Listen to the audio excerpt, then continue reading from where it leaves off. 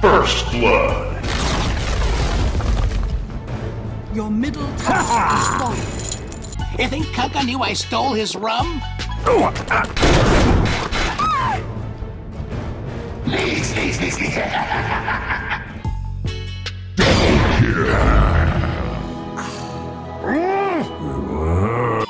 watch my head! Hey, little buddy, it's in the bag! XBet, best odds for esport and live betting. Unique gaming lines for all esport disciplines including Dota and CSGO, casino and live dealers. Highest payouts, 100% bonus on your first deposit. Wanna become as rich as Alchemist in a few simple clicks? Start playing on XBet. Everything's better with Scepter. Oh, yeah! Radiant victory.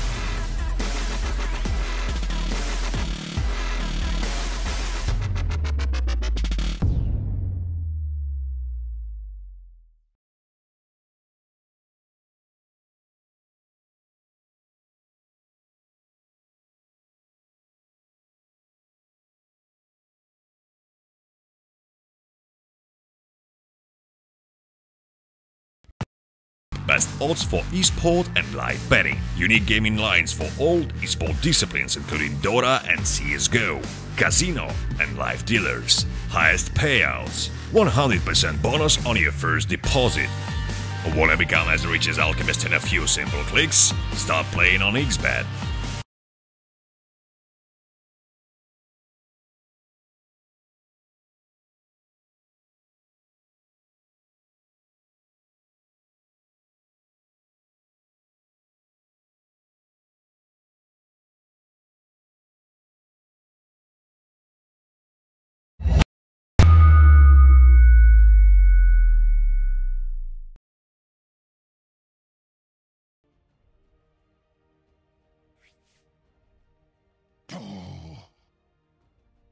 Hello guys and welcome to the Prodota Cup series by Smashcast TV. We have the grand final of this beautiful tournament, which is starting with a match between Rocket Scientist and SFT Esports.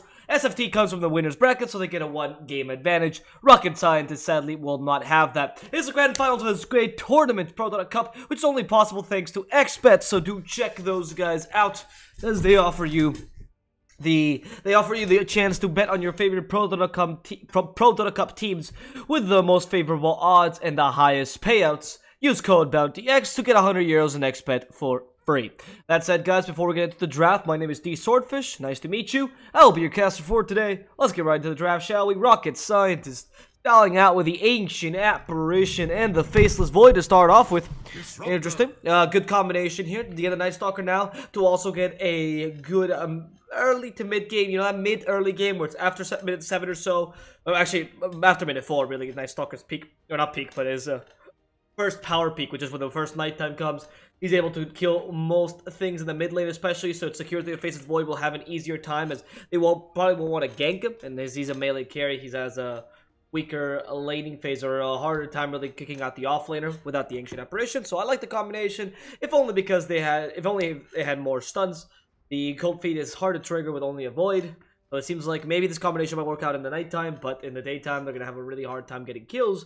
SFT could have taken advantage of this, but of course, they actually went for a Wraith King to try to counter this Faceless Void Ancient Apparition combination. A very clever choice, because Faceless Void has very few heroes that counter him, quote unquote.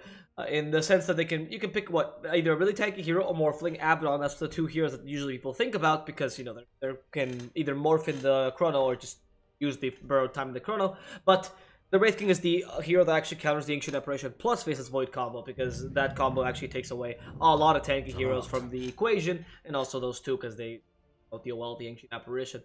The Disruptor and the Earth Spirit are the two other options to combine with SFT. So you get a bit of catch from the Disruptor that actually allows the Wraith King to probably hit something within the kinetic field. That's actually a pretty useful catch. It's better and more reliable than, or it's not really more reliable than the stun, but it's overall can have a higher impact than the stun. In addition to Static Storm, in case Rocket Scientist decided to go for any sort of really slippery core besides Faceless Void himself. Earth Spirit being the last hero, offering a plethora of things. Another Silence, which actually adds a lot because Wraith King is kind of countered by anyone that's quite slippery, like Spark, for example, or Storm, Emperor. These guys are really hard for Wraith King to kill them, even though he does come with a stun. Earth Spirit has another stun on top of that, a slow in the early game to help out the Wraith King in case they want to get a kill, and of course does benefit with a jump into grip and a bit of magical damage, which is useful because right now you want some magical damage to your supports, as Wraith King will not be able to offer any of that, and sometimes he pales or he fails to actually finish off targets. Earth Spirit's particularly good at that, particularly good at Enchantress chasing after running targets. Enchantress actually follows kind of the same equation. Enchantress actually does something pretty similar to that regard. Like he's also pretty good at doing that specific thing of chasing down enemies easily. Brings out a lot of damage, another kind of damage, in this case the pure damage. Brings you a stronger early game as well, which is fantastic. I like the Enchantress actually quite a lot. I think it's a very good pickup start off here. Because you really want to strengthen your lane a lot. And you also get offered a slow, which is something that lacking here. So that's not bad at all. Pretty long range slow. And again, the plethora of abilities that comes with those creeps that you might want to grab at some point within the game. Now, the last ban here by SFT Esports. I wonder something to ban out. You probably, I mean, Juggernaut's going to go mid, I want to say, because you don't really know where the Faceless Void, if he's going to be an offlane Faceless Void, sacrifice him, or play him carry, as they have been doing so often in the past. I mean, I guess with the Wraith King, I think you want to go for, yeah, Faceless Void offlane. I think the banning the Visage is quite clever. They do use Visage a lot in Rocket Scientist. They don't like to run him in mid, so Juggernaut could be carry, Faceless Void offlane. But it's really hard to ban some specific position for Rocket Scientist because they developed a very, very versatile draft. Now, SFT Esports, they're lacking a mid laner, and this one is for sure. Assuming Enchantress is probably going to go in the offlane. Thinking that a mid laner for them, frankly, the Puck would be a pretty decent pickup because it can stop the Faceless Void and that Waning Rift with 0 cooldown's great. Brings a bit of catch with the Dream Coil. You add a bit of damage if you want to with something like an OD, as OD goes weirdly well with Disruptor and Earth Spirit. Both heroes can really use the setup. So OD could be a possibility. He's not particularly weak to the Juggernaut either, though, because the Blade Fury won't deal any damage to him, and Omni Slash is not a big deal, because again, Astral Imprisonment. He's not that big a deal to the Faceless Void. In fact, I can actually counter them with the right positioning. And Ancient Apparition, yeah, I guess he just melts them, really. That's the whole point of it. The Night Stalker might bother him a bit in the mid lane, but he does have a really useful escape mechanism. Or not really escape mechanism, but a stun, I guess, a pseudo stun, to make sure that both Night Stalker and Juggernaut don't run at him, and it'll be harder for avoid him. I actually really like the OD here. Not the most common of pickups though. Let's see something different, like a Puck. Okay. So it had to be one of those two options. Well, no, there were many more options, but I think it was probably the best ideas for multiple reasons, right?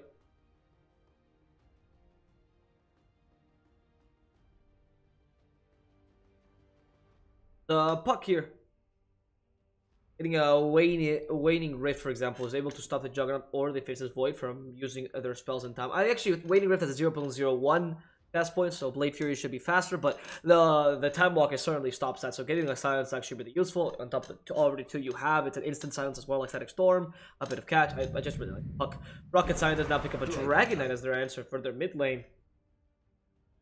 I mean, since he can go ranged, he can actually take advantage of the Faceless Void much more than the Juggernaut can, so that's pretty useful, unless Juggernaut spins and gets stuck in the chrono.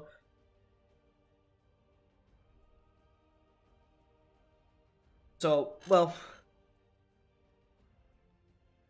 yeah, I don't see the Juggernaut being that much of a combination, but Dragon Knight does go well with Faceless Void. It adds a stun, which is very necessary to a team that had none. Combines much better with the Ancient Apparition. Maybe Ancient Apparition wants to go into that mid lane and help out with some Cold Fate plus a Dragon Tail. Was a possibility. And adds a bit of tower pushing, which is something that Rocket Scientist was lacking. They had a good, consistent tower pusher in the form of Juggernaut, who has the Blade Fury, so of course can push towers. Can push towers quickly.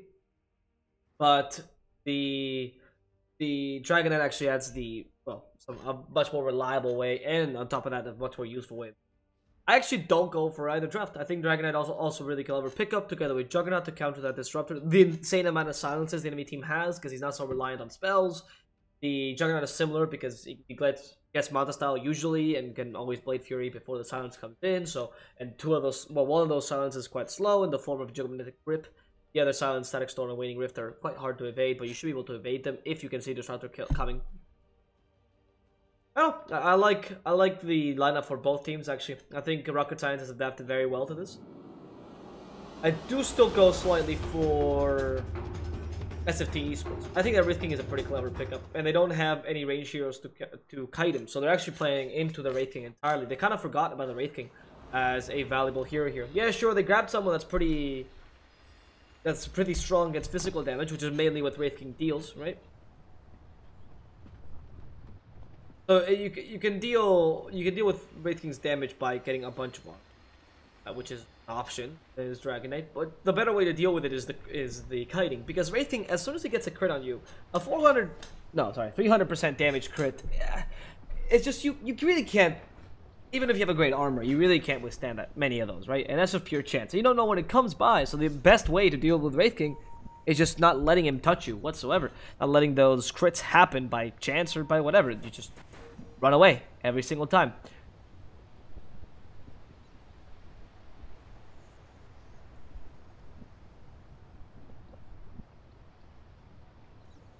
So the idea here by Rocket Science, which is to kite, would only have one range hero against a Wraith King and against a Earth Spirit, someone that deals particularly good with melee heroes, or even a Puck. Hell, I think this melee range disparity is actually going to screw them over a lot, because if a Puck Enchantress, like a Hurricane Pike picker, someone that just, well, Dreamcoil is fantastic against melee heroes, a Wraith King, how are you supposed to deal with that entirely? It seems like a tall order here for Rocket Scientists.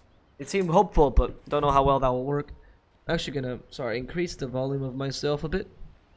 I feel like I'm a bit away. I'm just trying to make it so. Do tell me in the chat and whatnot, if you want increased volume, lower the volume, whatever. Because sometimes I not scream. I will raise my voice, yeah. And I'm trying to get the right settings for it. We're still trying out a new setup, and it's hard because I can do test streams as much as I want, but when it comes to Smashcast, you can't really test on that.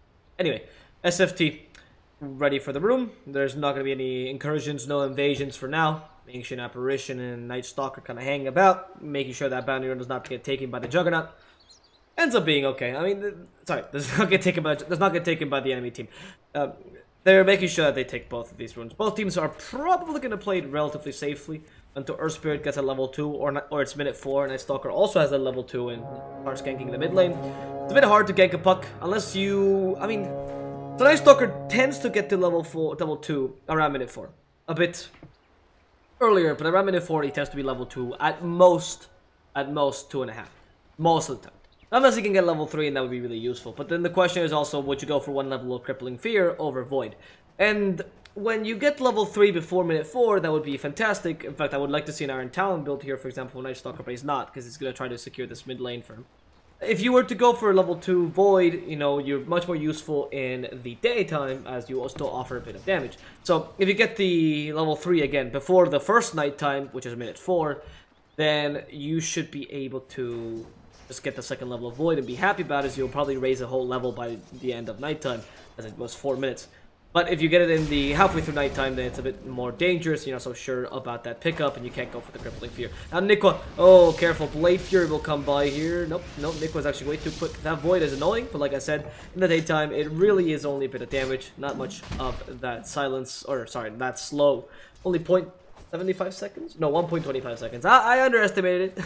It's not that terrible, but it's really not that big a deal. Even a Blade Fury will not reach him. Now, where did he get the kill against Nikwa? Was it the Cold Feet? Nikwa was... Okay. Nikwa just decided to get a bit too close to them and got hit by the Cold Feet and killed him because of the damage. He has no HP. That was an unfortunate play by Nikwa. I was just going to the top lane, seeing everything was happening there. It turns out, whoop, Nikwa's already dead. Okay, well, that's happened. Now, here, in the bottom lane, I try to go for more. Try to take advantage of this Night Stalker early by harassing the enchant out of the lane so they can leave the Night Stalker in the mid lane and then leave a Juggernaut at the bottom lane. I think it's a clever idea to do so. Oh wow, Nico got actually frozen. Nux, considering for a second. And there was one point where he positioned himself like maybe he'll get frozen, but it's only level 1 cold feet, so it's no big deal there. You don't really, you know, the cold feet is only 2 seconds stun. It's a pretty long stun, but if you're not very close to her and you're also under the tower, seems like a very dangerous idea. Now in this mid lane, we're looking at the last hit charts, and actually Mastermind is winning the lane, as a Dragonite tends to do against a Puck. They usually can't harass a Puck out of the lane.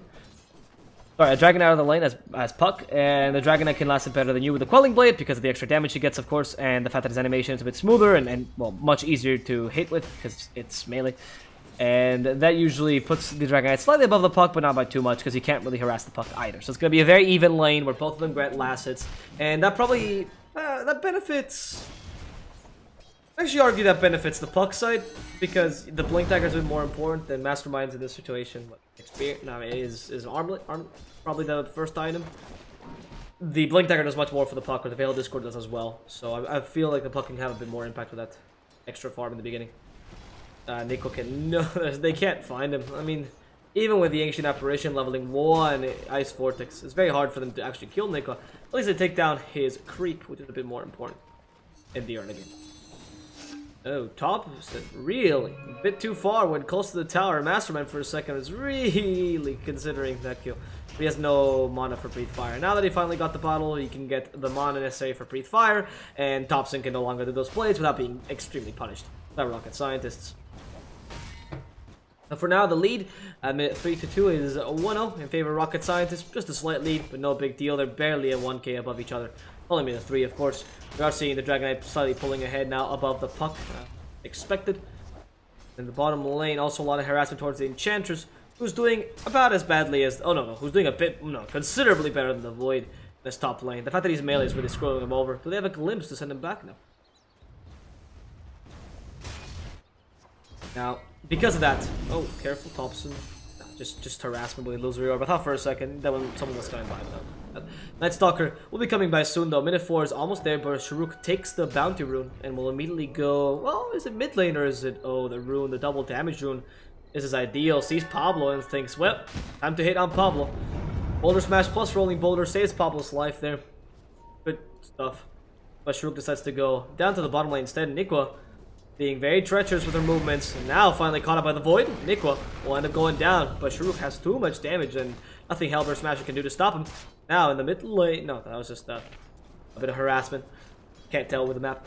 But Sharuk almost destroyed the Enchantress there, and also took down the creep as well. That's pretty nice for the Night Stalker, getting a level 3 pretty early within the nighttime. And Dragon's still in the mid lane, committed, so the Mastermind can try to kill Thompson. Spaceship is still available, probably gonna wait for the Breathe Fire, but Thompson, yeah, he's not gonna be pursued any further. Mastermind decides to stay in the lane and instead take the creeps, which is the wise choice right now. It's probably worth more than a Puck that can just go to Shrine very soon. A Puck that did go to Shrine very soon. You harass him out of the lane, take advantage for the few seconds, or... Well, yeah, few seconds you're going to get out of it. And try to get a further advantage in terms of last hits, which is the best way for Dragonite to win the lane. Just last hit, and know that your resistance is too high for anyone to kill you. And now, going on to the Puck, he's been stunned. Silence as well. Puck has no escape mechanism anymore, but the Boulder Smash might save him. They can't dive the tower yet. It's going to be Rocket Scientist letting Puck go. Thompson, make it out alive. That could have been a good kill, but a Boulder Smash actually saved the Puck entirely. The Crippling Fear is lethal, as we saw, as I was talking about earlier. You know, when to get Crippling Fear, when to get to Void. And decided to go for the 1 level of Crippling Fear. Might not have so much utility during the day, but goddamn can he harass the Puck during the nighttime. And of course, it's still not the worst. There's a 3-second stun, or silence, during the day, which against a Puck could be very valuable, especially with the Dragon Tail to set you up. You don't need the Void to be as useful in the daytime. As Thompson would probably rely on something like Illusory Orb and Phase Shift. And there they go. Dream Coil committed. Mastermind being kicked away, but not breaking the Dream Coil. Still surviving. Has a lot of reach. And now the Puck's gonna be frozen solid thanks to Cold Feet. And Thompson silenced up. And now one more hit will do the trick. He evades it with Phase Shift. But Sharuk might not be so lucky. Gonna go down to SFT's damage. And it's gonna be Puck surviving that. Thompson. Last second Phase Shift saving him from the Ancient Apparition hit. And Rocket Scientists are forced to now use a Shrine. Thompson is guided down towards the bottom shrine, where he's going to be able to use it as well, together with Pablo, get all that mana back up.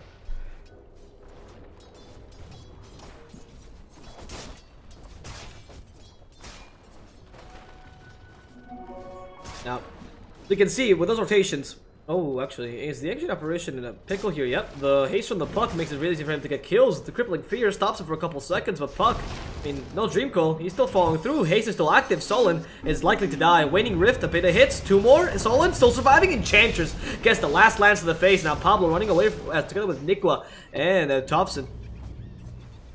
Trying to go for Nox, but instead deciding it's not worth it to actually dive that far now that the haste is finally gone. The Puck, Mikey, finds STST, but the glimpse is available, so Mikey is not going to get the kill.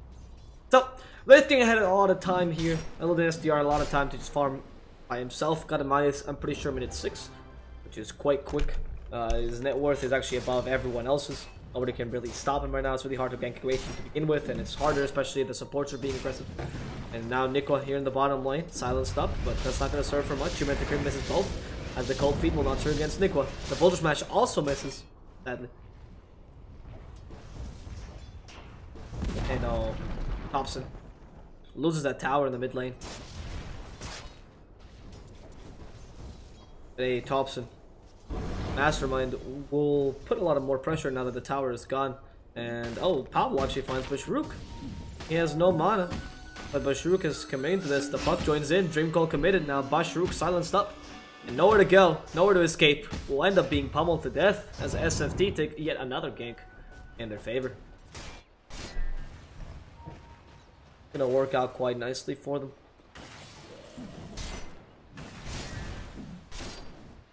As in the bottom lane, Nico. Nope. What happened? A purple Juggernaut. Okay.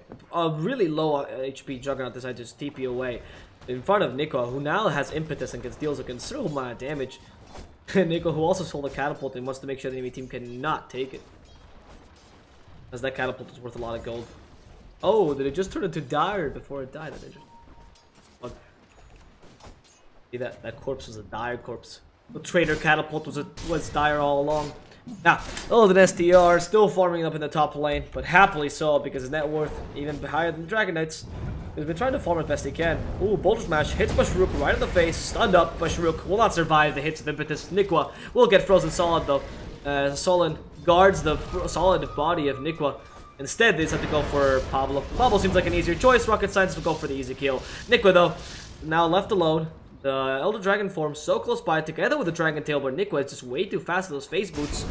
There's no way they can catch her in time.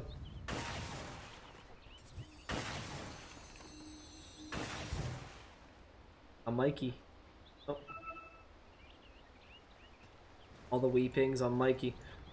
I don't know if they see him or not, because from behind there's someone just kind of lurking about. A Disruptor with a glimpse in hand, and he's gonna silence Mikey, has nowhere to go. Thompson takes the kill. And easily so, as Void. It was just 2 hits. The committed Dream Coil, I suppose. Meanwhile, the bottom lane, the Dragon Knight uses his Dragon form to take down that tower together with the Arcane Rune. He has a reduced cooldown, that beautiful Dragon form, and can use spells kind of freely. Now it's finally gone. And with that, that's another tower in favor of Rocket Scientist. Mikey, the Time Walk trick was sent back anyway. So the Rocket Scientists have taken out 2 tier 1 towers. Not bad, utilizing Dragon Eye pretty well, and not trying to get a kill on the Earth Spirit as well. But seems kind of hard, as Mastermind is currently lacking damage. And that's why he needs those items like the... Oh wow, he's gonna actually go for a hood to start off with? I mean, the casual hood, especially against a Puck, I think is never a bad option. Often underestimated option.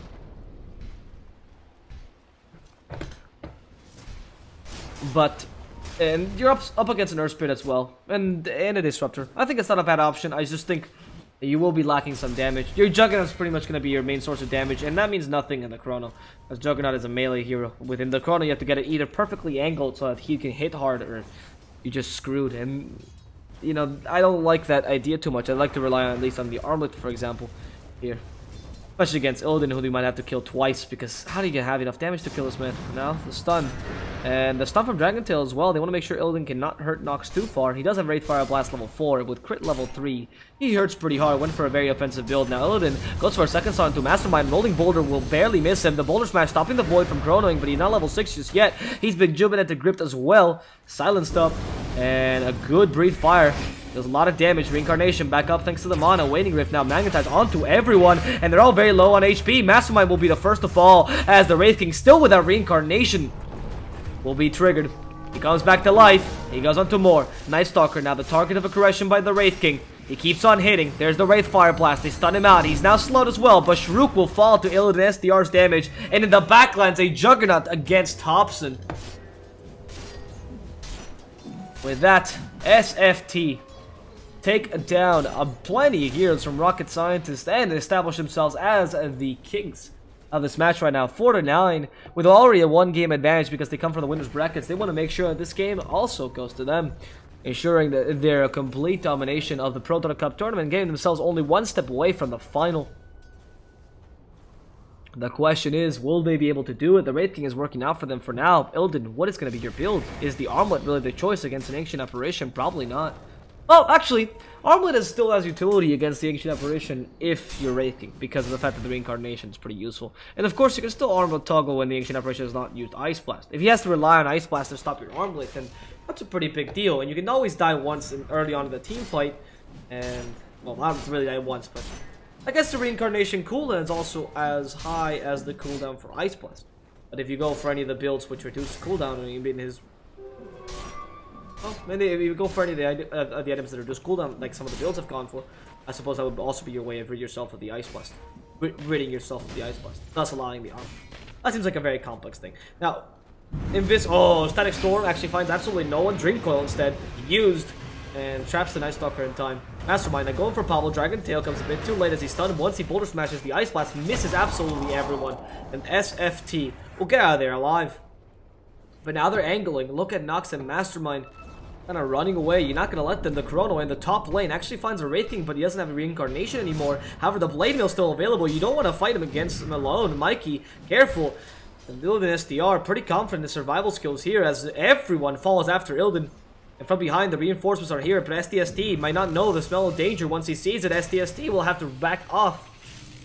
It's going to be the Puck joining in again, this time going for the Night Stalker to Illidan SDR and Nikwa. The reinforcements are here, the 3 cores are now ready. The Puck is trapped, he's been stunned out. Can he get away in time? He's still silenced. The Puck's so low, but everyone's getting hit as the Thompson manages to make it out with just an illusory orb. Still stunned out, Omni Slash misses, and now they get the Dragon Knight. He has been destroyed as Pablo tries to find the Juggernaut before he gets away, but instead Nox will be killed in the backlines thanks to a beautiful glimpse by SDST.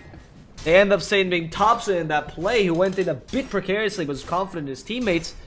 In addition to getting a couple kills out of it, with an 8k lead out, SFT sets themselves very far apart from the enemy team. That Midas is working wonders for Illidan SDR. His decision to go for the Blade Mail actually gives him a decent amount of survivability. That'll be key. They're gonna take the double damage rune, I presume. Yep. You can give Puck the bottle again. Oh, that's, yeah, that's awesome. Oh, Ice Blast will find it, but Illidan is pretty fine with this. Honestly, he's not too concerned about the Ice Blast. Yeah, Enchantress is much more concerned, but she still has the spirits to heal back up right afterwards, so it's fine. Here comes Mastermind. Oh, they're gonna stun him. They're pretty confident about this. They trap him in the kinetic field. Can he get away? Dragon Knight, he's been silenced. He's taking a lot of damage, and finally, Nikwa gets him off with a simple impetus. Sorry, gets him, or kills him. A simple impetus. Illidan SDR now going for the Roshan. And a Roshan who is not hitting too fast due to the Enchantress Untouchable. And they're going to leave the Aegis for Illidan SDR. And that's going to be yet more net worth lead in favor of SFT Esports. 9k to the name. We're pretty happy with how this game is going for now. I see a Juggernaut and a Nox in a very precarious position because he has no TP or way to escape. He just wasted his Blade Fury and now got stunned. The Boulder Smash even connects. Illidan SDR ensuring this kill does not get away. That was a very weird choice by the Juggernaut, farming the enemy jungle in addition to using Blade Fury while you're farming the enemy jungle and not carrying a TP. Well, I mean, it was on cooldown, so I guess it wasn't of use anyway, but even if it wasn't on cooldown, you know, like, even if you had the option to get it, it's still wrong. And that was a very questionable choice. I think he was a bit desperate trying to get that farm back up because the Juggernaut only has 5k lead net, or 5k net worth. Comparing it to the Wraith King in this case, I mean, carry for carry, it's a 3k difference. The Puck and the Dragon Knight, mid for mid, it's 2k difference. You need to find somewhere the farm necessary to actually equate the enemy team's power in this game. But for now, you're just there, kind of alone, trying to find it wherever you can. And oh, they actually started the void before he can TP out. Mikey silenced up as well. He has no way to escape. He was cocky there not to use a time walk immediately after, instead using time dilation, trying to get a bit more of space out of it and trying to heal back up best he can.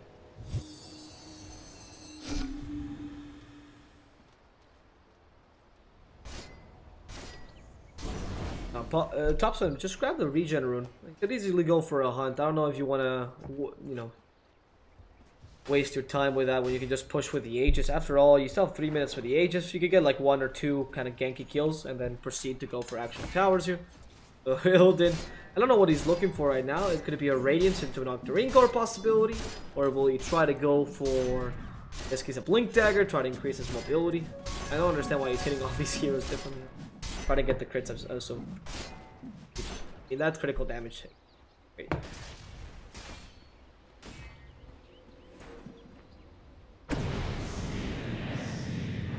Now, in the bottom lane, or the top lane, Odin. Engel would try to destroy a tower. The darkness makes it so rocket scientists can't quite fight here, because they are lacking that vision, so they're going to have to play defensively. SFT just taking the tower slowly but steadily, acknowledging the weakness right now in a rocket scientist lineup. They're going to try to split push right now, put some pressure elsewhere, and then come back to try to defend this, because it seems hard for them to really stop SFT's unrelenting push. SFT instead decide to back out. They say, oh, wait. Yeah, they decide to back out, and they come back in. No, they were just considering it. After all, they do have an Aegis, so they have every reason to continue pushing here. They even have an extra catapult from the enchanters, I'm pretty sure, or I just saw that, or it got destroyed. I'm not sure. Maybe he died by now, but they did have an extra catapult earlier, and now they've divided. All right, interesting.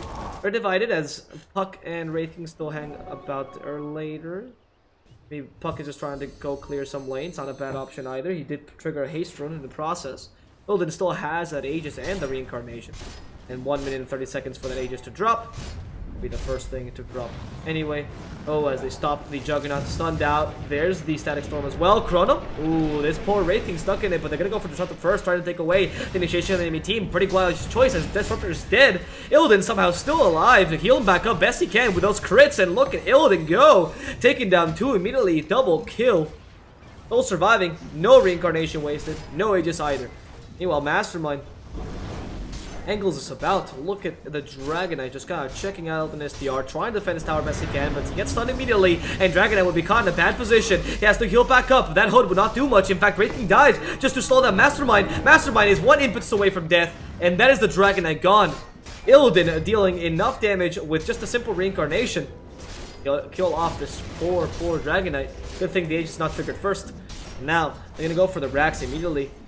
Juggernaut trying to fight this Ilden, immediately stuns out the Ancient Apparition, goes for him, just trying to get that kill. Another support dies here. It's the second time this Ancient Apparition dies. Ilden deals way too much damage, continues to go for Mikey, and they just have nothing to do against this Wraithing. Seems way too tanky, and still has the Aegis. Now the question is, will you wait the 20 seconds, because he's gonna keep dealing damage to you. That's the Void dead, together with the Juggernaut as well. GG calls Rocket Scientist as SFT dominate them in 20 goddamn minutes. 20 minutes. And SFT take the first match, ensuring this best of 3, or this best of 5, is only 1 game away from being ended.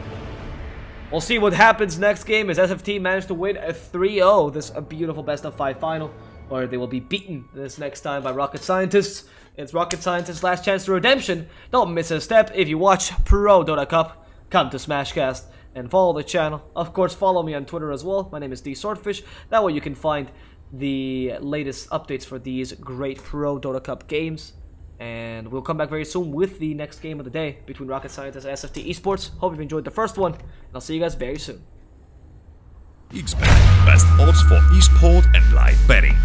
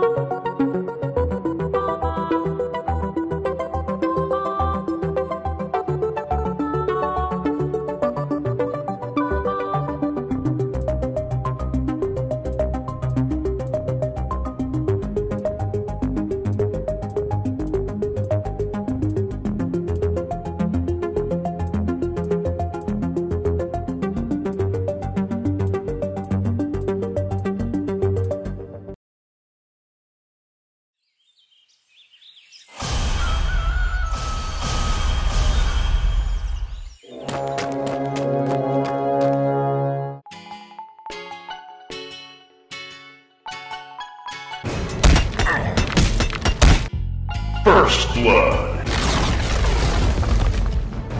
Your middle tower is falling. You think Kunka knew I stole his rum? Hey,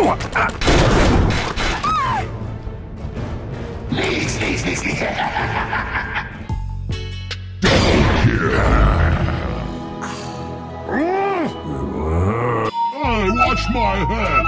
Hey, little buddy, it's in the bag. XBet, best odds for esport and live betting. Unique gaming lines for all esport disciplines including Dota and CSGO, casino and live dealers. Highest payouts, 100% bonus on your first deposit. Wanna become as rich as Alchemist in a few simple clicks? Start playing on XBet. Everything's better with Scepter. Oh, yeah. Radiant victory.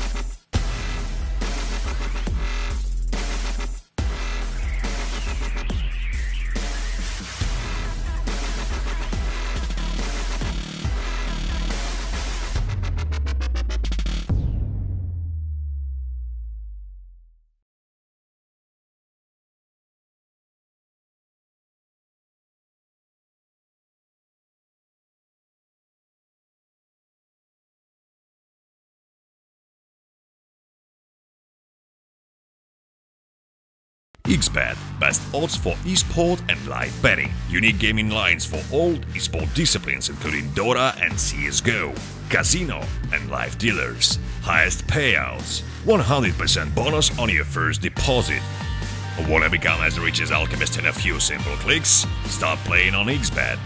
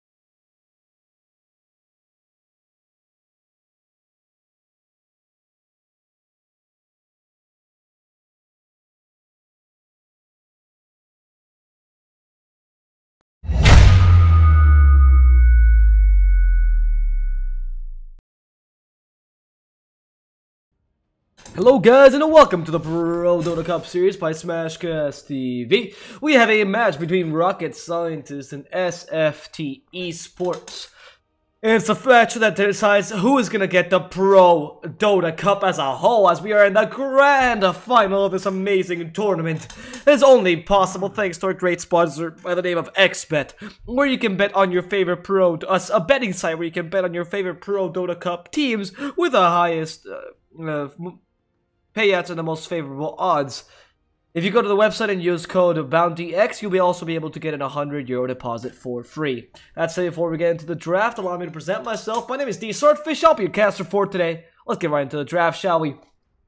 SFT Esports versus Rocket Scientists. That's gonna be the game today, and if Rocket Scientists lose this game as well, SFT will just win this final with the one game advantage that come from the winners brackets, in addition to the two other games they're going to be taking. Last game they just had a much more superior draft, no surprise that they actually won. In this game they're actually going to take a page off Rocket Scientists' books and see if they can actually deal with the whole Void Ancient Apparition combo, as they know that Rocket Scientists is not particularly a team that's known for playing something like Wraith King, which is the only way really to counter this kind of strategy. Of course, the other ways to counter is just to ignore it entirely and just, you know, draft a good draft yourself, but the general idea is such.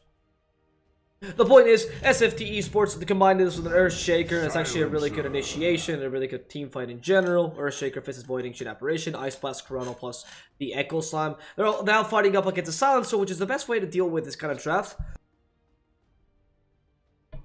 Big spells, but it's still not Now the global silence is just not.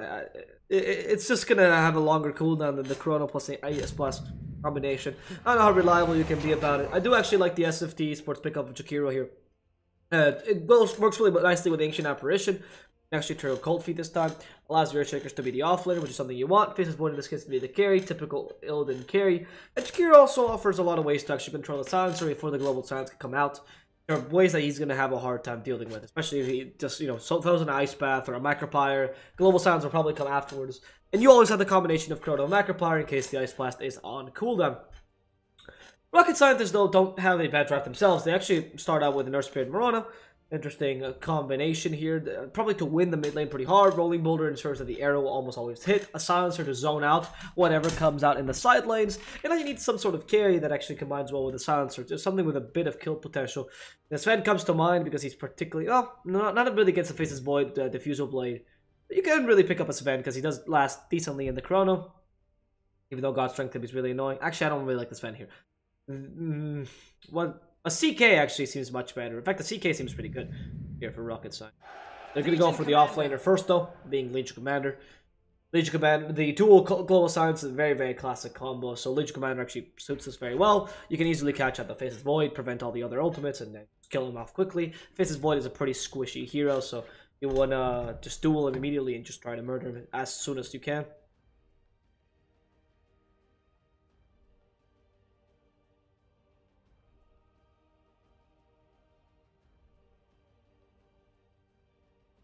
And with this, SFT Esports had to ban out one last hero, in this case the carry for Rocket Scientists. What would you like to ban out if you were them?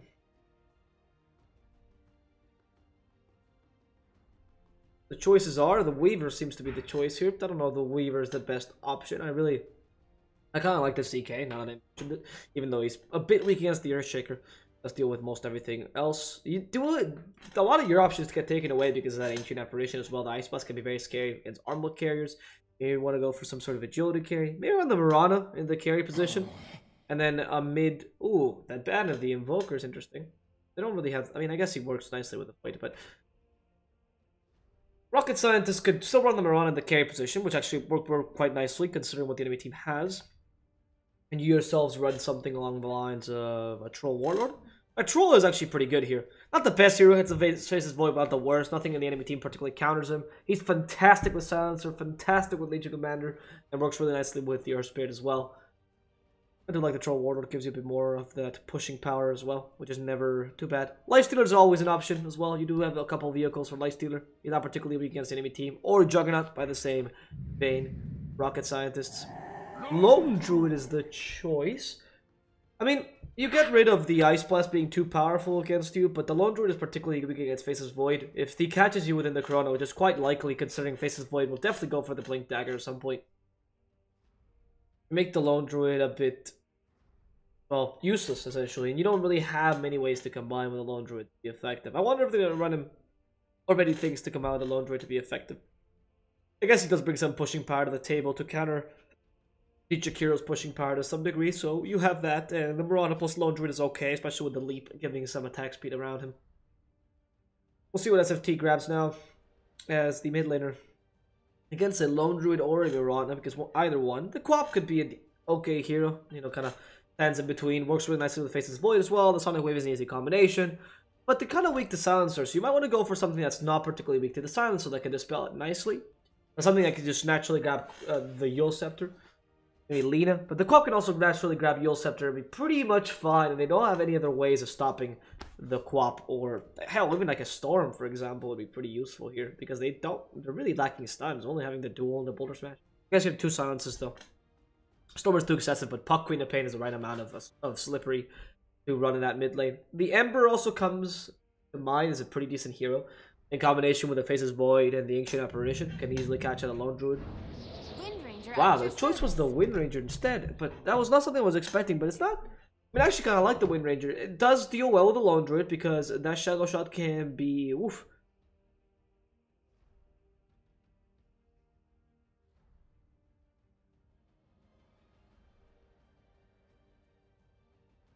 I mean, that's actually quite nice. I enjoy it a lot, because Yeah, the Wind Ranger who adds a mix of magical and physical damage to the table. That's really important, right?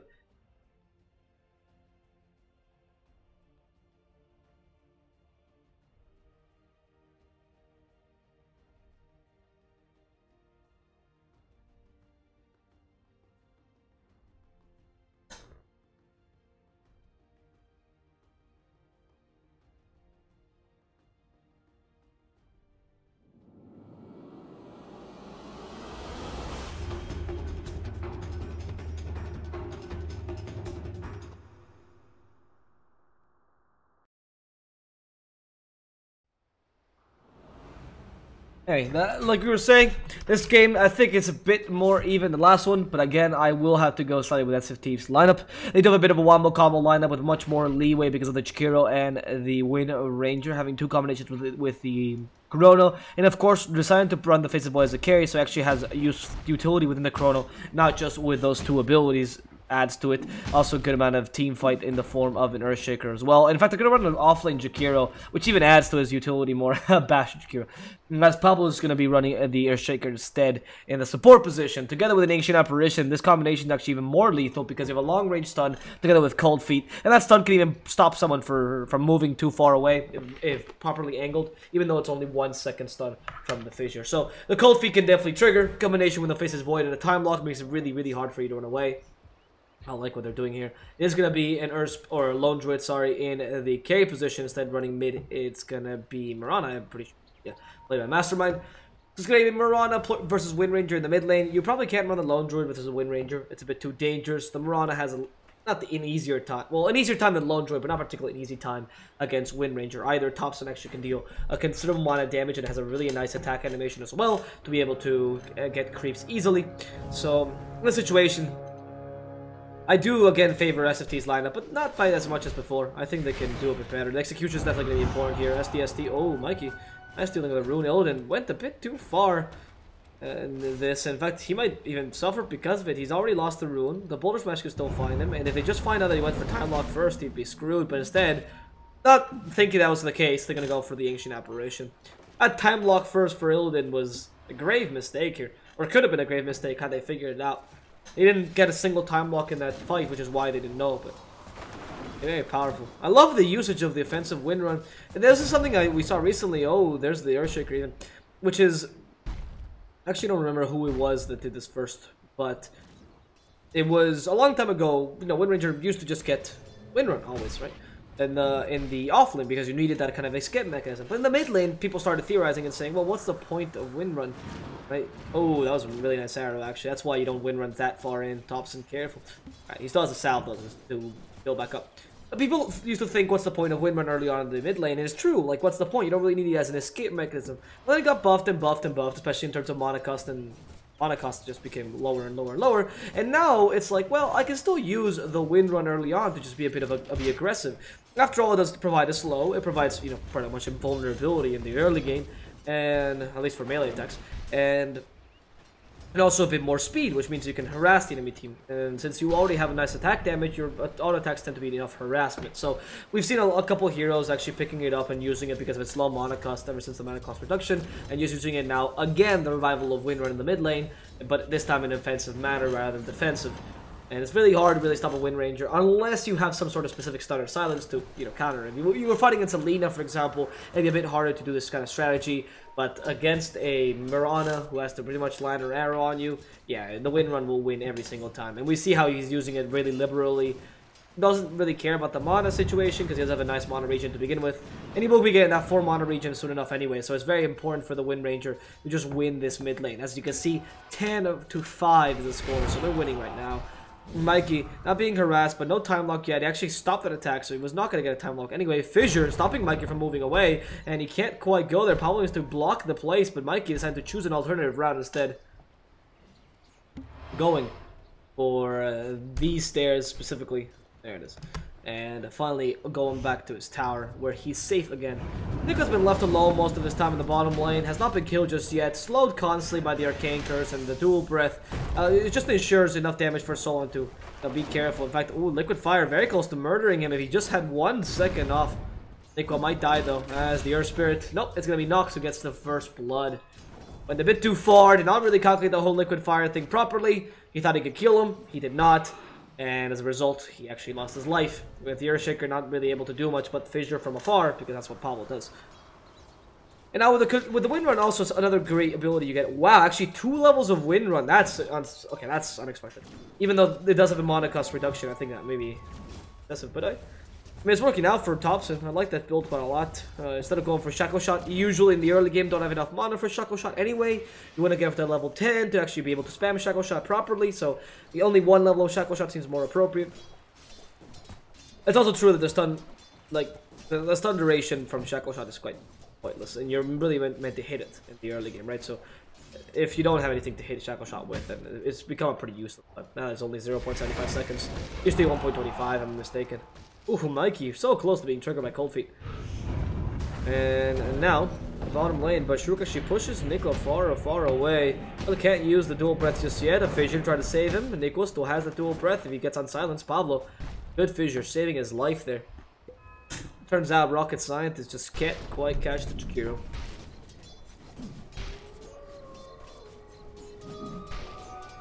And with this, SFT keep their domination, not really domination, but their slight winning in the early game. In terms of last, at least the most important characters here, being the Wind Ranger and the Void, beating their counterparts in the form of the Lone Druid and the Mirana. It's good.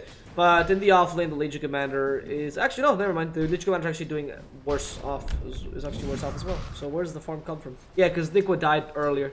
And their first blood, of course, going Rocket Scientist's way. But the lanes are essentially being won by them, even though they did lose the first blood. That's the only thing really stopping them. And somehow the Lone Druid actually has a lot of, not many last hits, but a lot of gold. That's actually, again, because of the first blood. I keep forgetting. Ooh, careful. The bear doesn't have the entangling pause yet, though, so Nico should be perfectly fine. And Pablo has decided to rotate to this bottom lane to help him, which is a wise choice. Look at Thompson go, though. How aggressive he's playing. He's actually maxing wind run first. Wow. That's ballsy. Alright. Haven't seen that very often, but I like it. I think the build is pretty good. He's got stunned, though, thanks to the arrow. Thompson. Luckily, with his wind run, he can just do it all the time. Nico wanted to help out Pablo as the dual breath will not be able to hit anyone because of the boulder smash. In fact, the dual breath comes a bit too late, and now Bashruk is burning up, but I don't know if that's enough damage.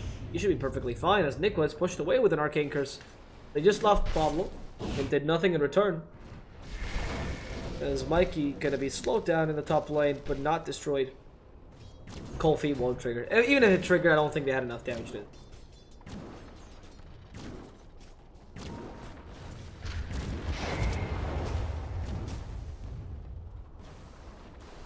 Dobson continues to attack Mastermind here in the mid lane with a wind run.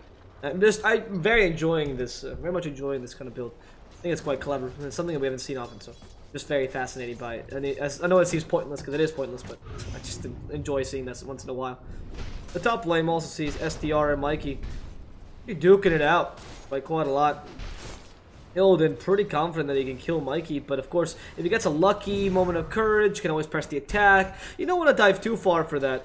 And in the mid lane, you actually allow the rotation from the Earth Spirit to take place as he was forced away from the bottom lane, knowing he can't win against Nico anymore. Doesn't have that power. Forced the Earthshaker to stay there, and now he's rotating to the mid lane trying to get kills. But it's kind of hard against a Wind Ranger. It's just such an easy way to escape. There's no way to stop that Wind Run from coming out. It's very useful, gives you invulnerability for a while, and now it's maxed out anyway. So you have the easiest escape mechanism in the world with a 6-second duration, in addition to a bit of slowing out though, and a bit of extra movements, of course. Now, Pablo's being harassed, could go down thanks to the rolling boulder. Pablo's certainly going to go down now. Oh, yeah, they did. The boulder smash actually just finds the Jakiro. They get a lucky entangling claws, and Jakiro will end up going down as well. That's a very, very lucky entangling claws for Rocket Scientist. Ends up getting the kill they wanted, and Lone Druid still keeps himself up in the net worth chart, despite his lack in the last hit chart. Golden now committing an ultimate, a chrono there. Cold Feet will certainly trigger here with the fissure to ensure he doesn't get away. Golden will get a kill on the Legion Commander. Offlane for offlaner. No big deal there.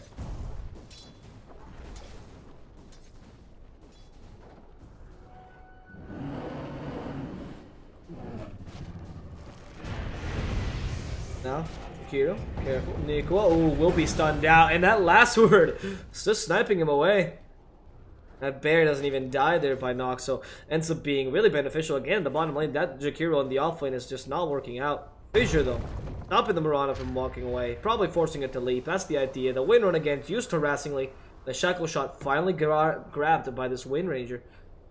It's level 2 Power Shot, level 1 Shackle Shot, but you're probably going to max Power Shot now. That's what you actually grabbed an early level Focus Fire. So you get one more level of Power Shot. So Power Shot's level 3 by the time you have your level 10. So you'll be able to spam Power Shot once you get to level 4. That seems okay.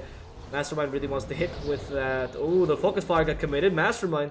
Shackle Shot missed, unfortunately. He thought he could get the trees, but didn't because of the fissure. And now the retribution will be Pablo, as they kill him as a counter kill. They knew exactly where he was, and they punished him for it. Yep. SFT, they're really not having a good grip in this game in terms of kills. They are winning their lanes, and they are putting a lot of pressure in that regard, and they are getting a good amount of assets, and net worth are not too far behind. At least their cores aren't. That Jakiro in the bottom lane has not worked out for them, and now it allows for the enemy team to rotate constantly. Okay, in the top lane, they actually seem to be rotating onto a Void who's been silenced up. Last word will certainly trigger here, thanks to the Boulder Smash. Illidan SDR caught in the duel, and now Mikey will get a bit more dual damage. That lethal combination is just yet so powerful against single targets. A bit harder to run if you're against multiple targets. But that Earth Spirit, much like last game, is working wonders for them.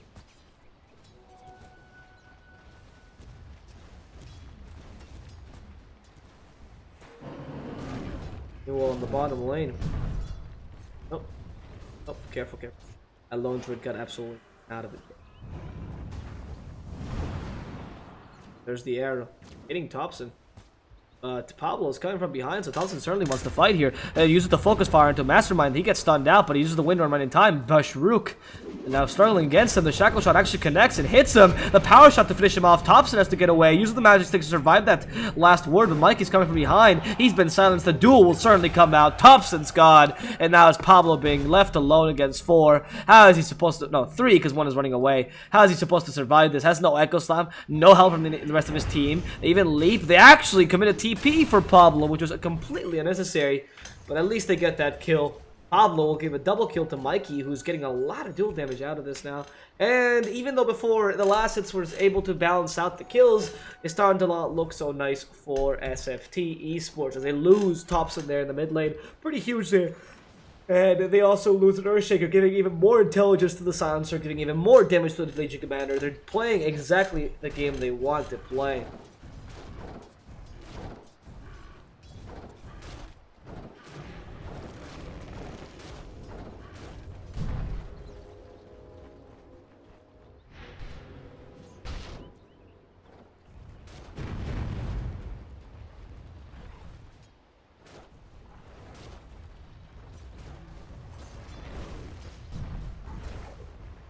Oh, here in the top lane, you see little Void being stunned out. Boulder Smash, Ice Blast, ooh, misses entirely. And now, Void still being chased down. The duel, trying to help him with the duel. In fact, they can kill Legion Commander, but Mikey ends up getting that kill. Now it's Bashruk versus Pablo within the trees. Support versus support, Bashruk stuck in the trees. Thanks to the fissure, Nico finally rotates in with a TP. And they still want to get a kill or two. Dual Breath actually misses the Silencer. They're not going to be able to. It's Void for Legion Commander, but a dual win for the Legion Commander regardless. Whew, that is rough for... certainly rough for SFT. They're sacrificing a lot of rotations. We're trying to get the Jakiro to be useful, but they haven't been able to. They are not getting that much pushing power either. At least Thompson will get a decent timing for the Maelstrom, and so will the Faceless Void on the Mask of Madness. In fact, he's going to use against Lone Druid with an Ice Blast combined. I think Nox is certainly dead. Yep. They tried to entangle and kill the Void, but it was a bit too late. By the time the Ice Blast hit, the Lone Druid was already gone. Illidan SDR taking a quick kill in the bottom lane, maintaining his net worth and lowering the Lone Druids a bit. As in the top lane, Nico falls to Mikey's damage.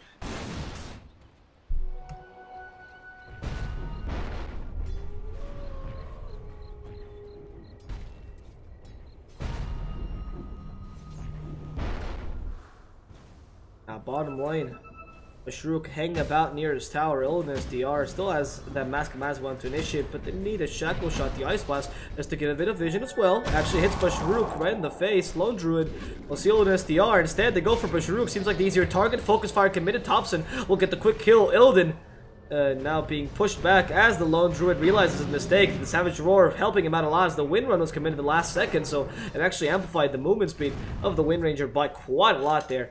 SFT able to get a kill down the bottom lane. Not a big one, but still a kill. I think there the Wind Ranger could have just taken advantage of her double damage and killed the Lone Droid. He doesn't have many escape mechanisms, especially if you hit him with a shackle shot, but you have to get the right angle among other things. It's not that easy.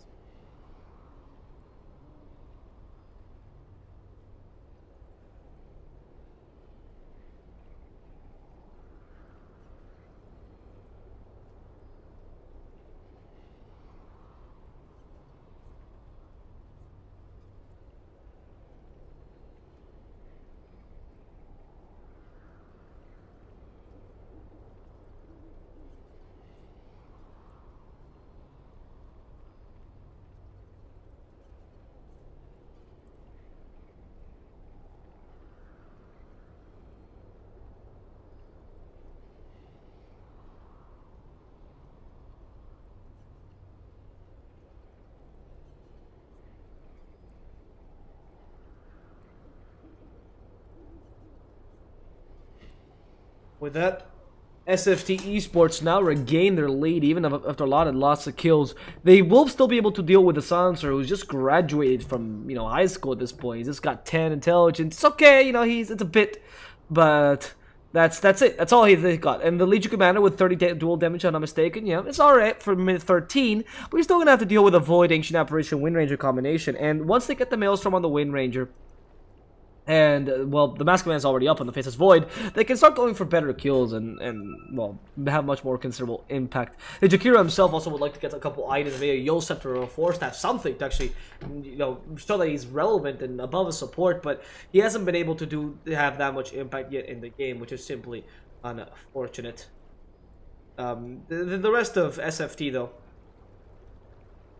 should be able to do fine. I mean, I guess you're waiting for Urshiga to get his level 6. The Ice Spot's been up for quite a while. They prioritized that, it's clear. I think they gave him a tome as well, if I'm mistaken. But Pablo, still a bit far behind, not going to get an Echo Sign yet. He compared to the enemy supports. Earth Spirit is in the similar boat, right? He does not have the Magnetize yet. But Silencer does have the Global Silence because it's a bit more useful. However, they don't rely as much on the Wombo combo just yet because the Wind Ranger has gotten a good amount of damage early on and did go for a build that's actually probably the best one to deal with that Global Silence, which is a build that does not depend so much on Power Shot and depends much more on Focus Fire and the Shackle Shot combo.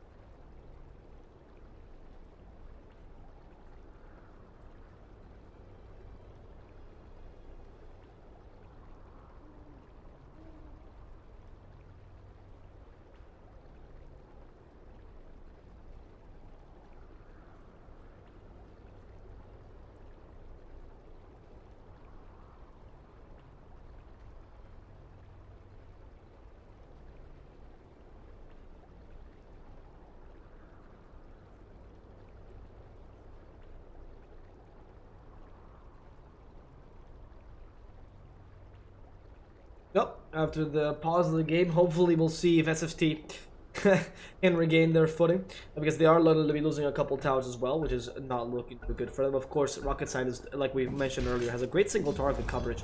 Later on in the game, if they can't, they have to take advantage of the Moonlight Shadow, that being probably their best ganking skill, and what really sets them apart from SFT here. They have a lot of silences, but not many stuns. However, the duel is such a useful stun, or I guess pseudo stun. If you manage to get it in the right time, that's pretty much all you're relying on as Rocket Scientist. All you really need to get those clear kills and make the engagements 4 versus 5. And no matter how good your team is in terms of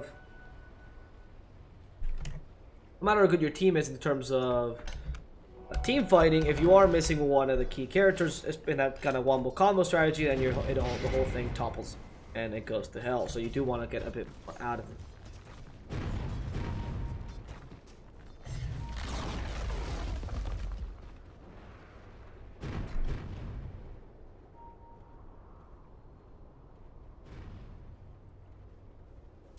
Now, the bottom lane keeps getting pushed with Pablo trying to get that level 6, equally as important as the Magnetize that just got acquired by Bashruk. We're going to see the guy from Rocket Scientist setting a trap, apparently. making sure that nobody can push his tower by everyone that's an initiator kind of hanging about as Mastermind continues to attack it. Mikey even making himself a home in the trees. But no TP seem to be happening by SFT, knowing that the trap is here. Or that some trap is gonna happen, because there's just not a Mirana just pushing this tower down. They're not gonna fall for it. Instead, gonna be at a wise distance away, with the Void gonna be the first to show his face. Legion Commander trying to show off her Blink Dagger. This is Corona immediately committed. Global Silence, maybe a bit late. Legion Commander still waiting patiently in the trees. And she goes, the duel it is, onto the Void, but they manage to stop her. The Ice Blast hits her in the face. Mikey will lose her life, not the duel, but her life will certainly go. The Face's Void goes down, thanks to the last word. They have to stop Solon from TPing away, and they will be successful. The next target to die will be this poor Silencer, together with an Earth Spirit that was caught behind the backlines. That's gonna be SFT getting 3 valuable kills together with a Void for them. Only for a Void. That ends up being okay for them, honestly. Losing the Void in that situation, but taking a tower especially as a result, because you did protect your tower in the mid lane. That's gonna be a tower denied in the mid lane, together with a tower taken in the mid lane. So not bad.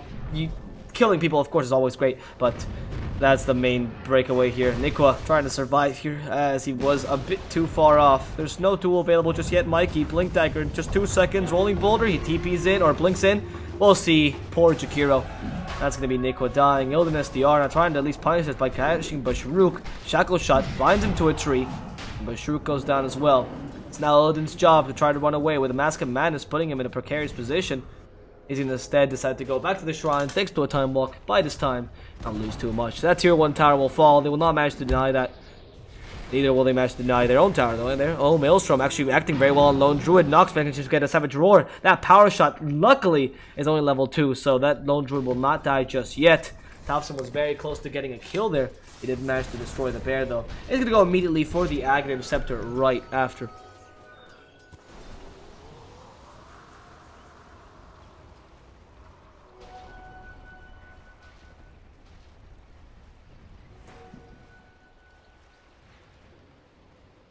Now here in the top lane,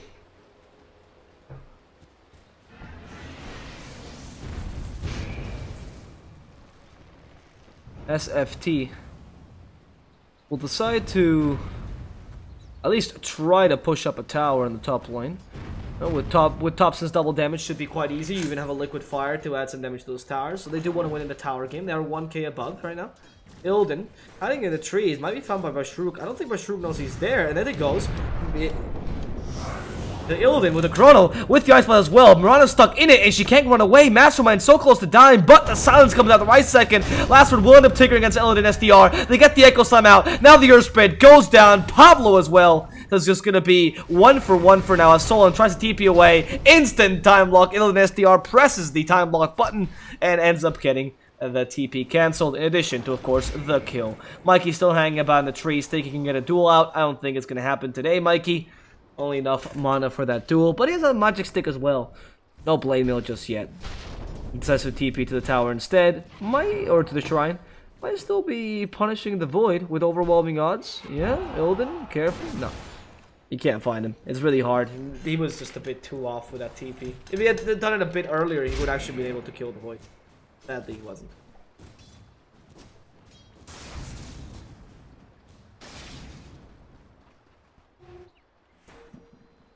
And Wind Ranger going to be getting the Aghanim Scepter for himself. Awesome. Quite happy with that. Only 1,000 gold away. That's not bad considering he went for Maelstrom early, as he is leading in terms of net worth. That's why you go for Maelstrom, to increase your pushing and farming speed to some degree. Nice. In addition to increasing your damage.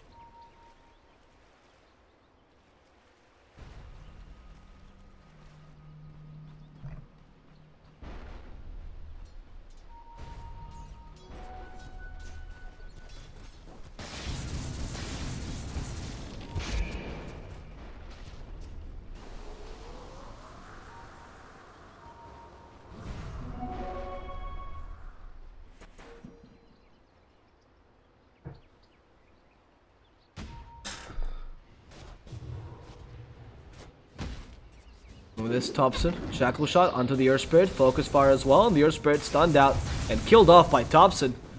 Easy kill by SFT. Gonna be taking down one hero.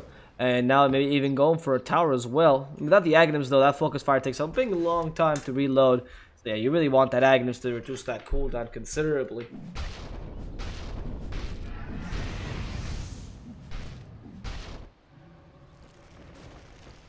Top lane, the blinking Earthshaker. Soon to come, and he's trying to farm up enough for that blink dagger. Leading the ancient apparition. Oh no, that duel will take it right off him. No more gold for that blink dagger, Sir Earthshaker. Now he's 300 away again. That's all because he wanted to farm it. He was greedy there and he got punished for it. Let's look at Nicola. What is he going for? Brought him Athos immediately. Some build that we have seen on Jakiro quite often.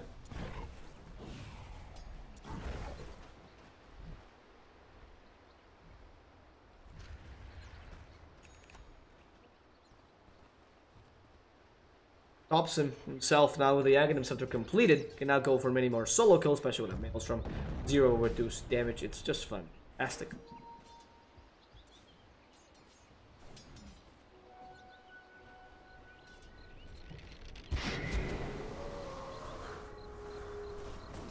Why the mill?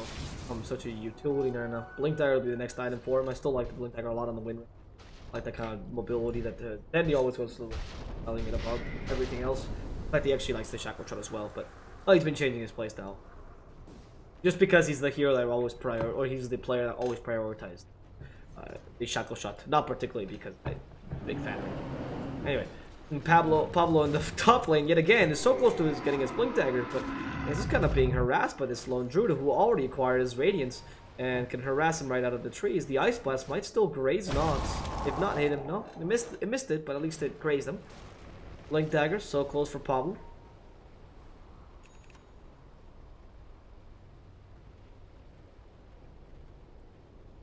And Pablo is kind of lurking in the trees. Now finally discovered by Nox. They know where he is. He's going to try to just get that blink immediately. There it is, the fissure. He's 10 gold away. The Ice Path at least stops the Spirit Pair. They even slow him down further. They know he can't stay there. A return will not trigger as long as the Liquid Fire is there. I heard a Blade Mail plus a duel. They actually hit the Wind Ranger with it. And the Wind Ranger will go down to the duel. The Chrono comes up a bit too late. Ice Blast now finally hitting. Legion Commander's down. Illidan SDR commits for more. Ice Path hits too. Void is now the only person that can deal damage here for SFT. And he gets one more kill. But Illidan wants to get more. Trying to avenge all of his dead teammates. Nox gonna kill from the bad side. And it does seem like rocket scientists are now trying to get those counter kills as Illidan is forced away with that fissure. Time walks into the Mirana, gets another kill, and from behind, Nox trying to get all those counter kills, decided to go for the Ancient Apparition. Ancient Apparition rooted with the first hit, and of course that's gonna be a kill. Solo now stopping Illidan STR. Illidan, who's forced to use the Mask of Mana just as an escape mechanism, and now with the Arcane Curse, he's as good as dead. The Radiance even chipping down at him. There was no way for him to survive.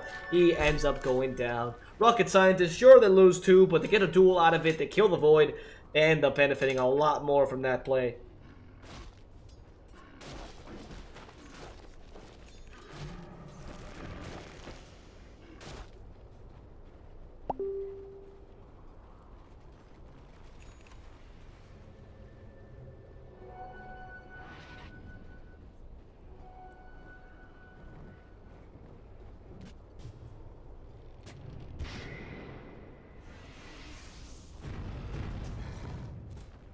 Earthshaker at least will finally acquire his Blink Dagger, which is good. Pablo has not lost too much gold there. Look at the enemy team. Yosa are soon to come by Shruk. That's going to be very valuable as well. Jakiro, who's also finished with Rod of Athos. I don't know if these items are that relevant though. Rod of Athos does not have that big of an impact in this game except for stopping Legion Commander. And Mikey has managed to stay pretty relevant in this game with all the damage he's acquiring. Pablo knows he's so close to death. The duel will eventually find him, and yeah, Legion Commander not going to pardon him for all of his sins. Ooh, actually won't get the duel damage, but at least we'll get the kill. So Pablo's dead, but that could have been much better, at least for the Legion Commander, as it was 68 damage, now only for Legion.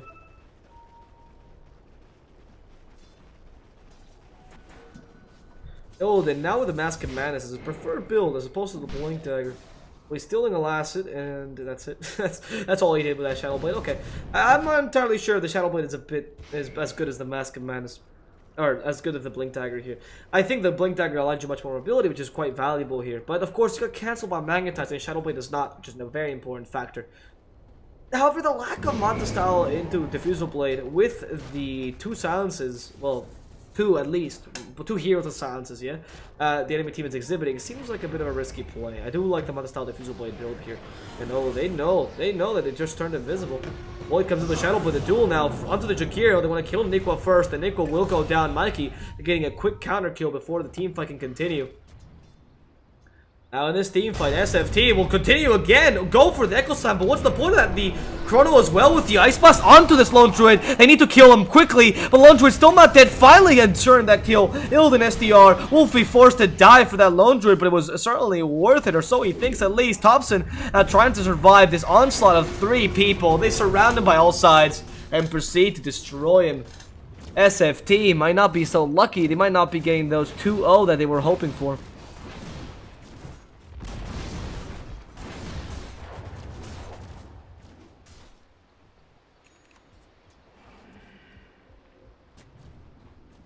Shadow Blade for Legion Commander. Wow, even more initiation. Screw going for... Oh, that's interesting. Maybe a Void or a Chrono on the Void would be a good idea. Meanwhile, the Manta-style is coming out, but a different hero is actually going to be the Mirana.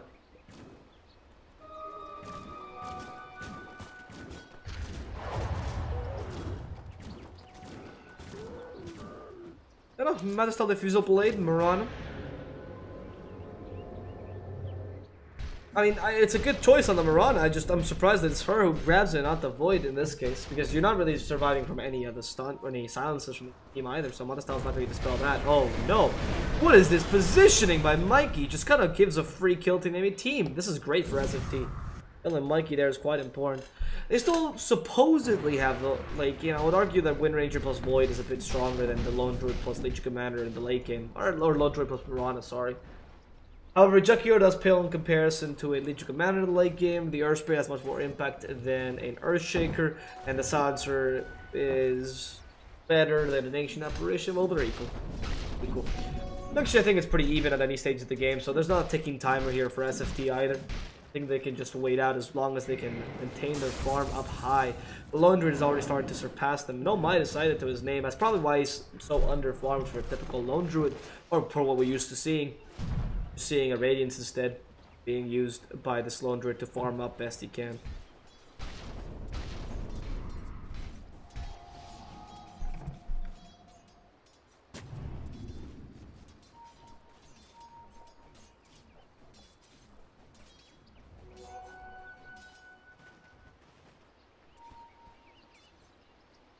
Odin in the bottom lane.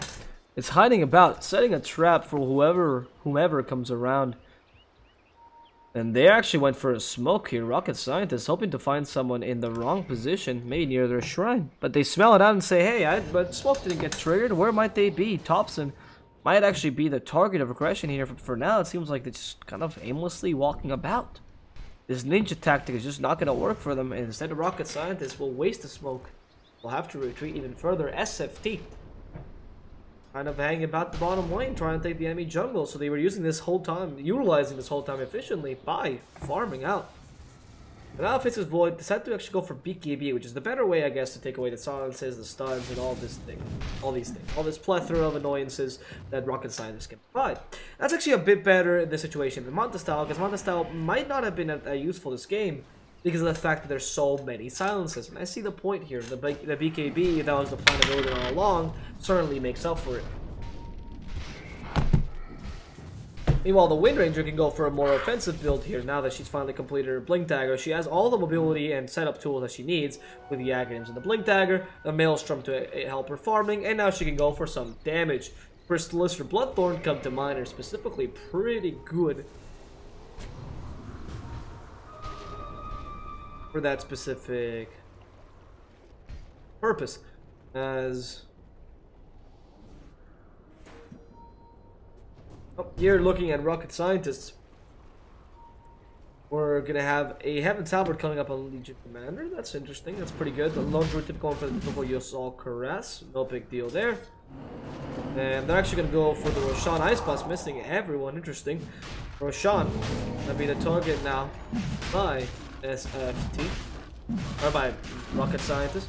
And he's a Roshan with a lone druid to take, a Legion commander to help you as well. And instead, the enemy team is going to go for the smoke, a very quick one. I don't know if they are able to find people in time. I don't know if they can smell this Roshan happening. They can see Odin. They're actually pinging him, because they actually had a way to see him. He's been stunned out. The duel finds him. Illidan's gone. No more chrono now for SFT, and they're forced to retreat. But now Rocket Science wants to punish them for this cocky play. Let's see if they can find at least another kill. With a boulder smash now sticking it to STST, putting him on the ground. Thompson is forced to fight between three. There's no duel, but they have a way to stop him. Savage Roar prevents the wind run, and the Wind Ranger will also fall.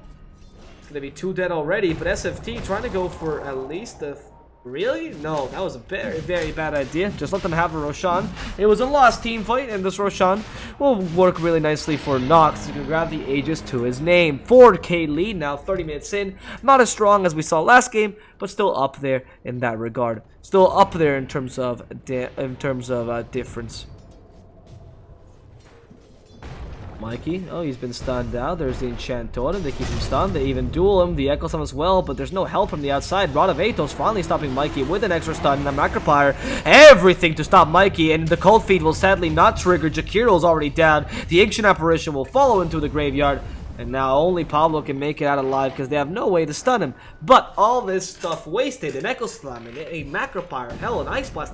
Well, they tried to. They would have tried to. And they don't get the kill with Legion Commander. In fact, they actually lose their 3 heroes. This is kind of the point of desperation we're talking about that's starting to become a bit worrisome. Illidan, look at this. Just a Chrono in the middle of the map just to go against a Lone Druid, setting himself horribly and ensuring the duel can happen. Sure, Nikwa died, but you already gave him damage anyway. That was a very, very hasty play, and they don't usually play like this. Just a bit of tilting happening sometimes. Boulder Smash even stops the Wind Ranger, tries to go invisible, just can't because there's sentries everywhere to stop the enemy team from doing any of those shenanigans. Of course, level 20 allows you to go invisible with a Wind Run. That has just not been useful. And it seems like this game will certainly go for Rocket Scientist as they start to proceed. Go onto the towers in the mid lane. One tower falls, but that's it for now. Spirit Bear harassed a bit. Oh, Rocket Scientist, not the style. Does not take away the Ice Path from him. Mastermind gets an arrow. There's the Cold Snap. Mastermind, Frozen Sol, Boulder Smash. They're gonna stop Mastermind able to walk away with the Cold Feet. And luckily does not get frozen solid. So it ends up being still a win for Rocket Scientist. I mean, even though they could not take racks. They get a tier 3 as a result. They already taken many kills. They keep their Aegis anyway. I mean, how it's going right now is SFT are being backed more and more into a corner. They're forced to play even more defensively. Rocket Science has gone the lead in the game, and you're lacking places to farm. And your Void and Wind Ranger are starting to fall apart compared to the enemy teams. Void, especially, that was just, you have to get a good Chrono with Odin. He could have positioned himself there so he didn't get hit by the duel, but he didn't. He just didn't think about it. That wasn't the right choice to be made.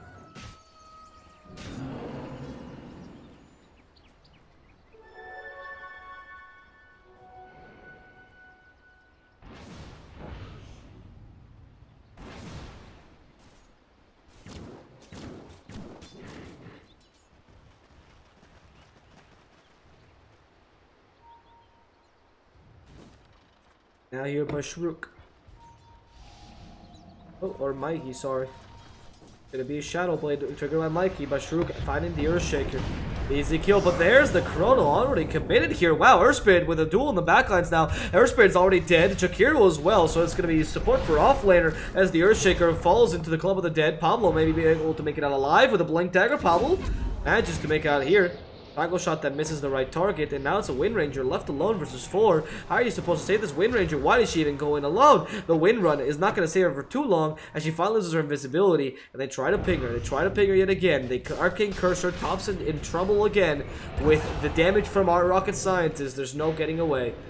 SFT lose yet another effective in the bottom lane, only for an Earthspirit. Again, these Chronos, there's lack of coordination. You can clearly tell SFT a bit off.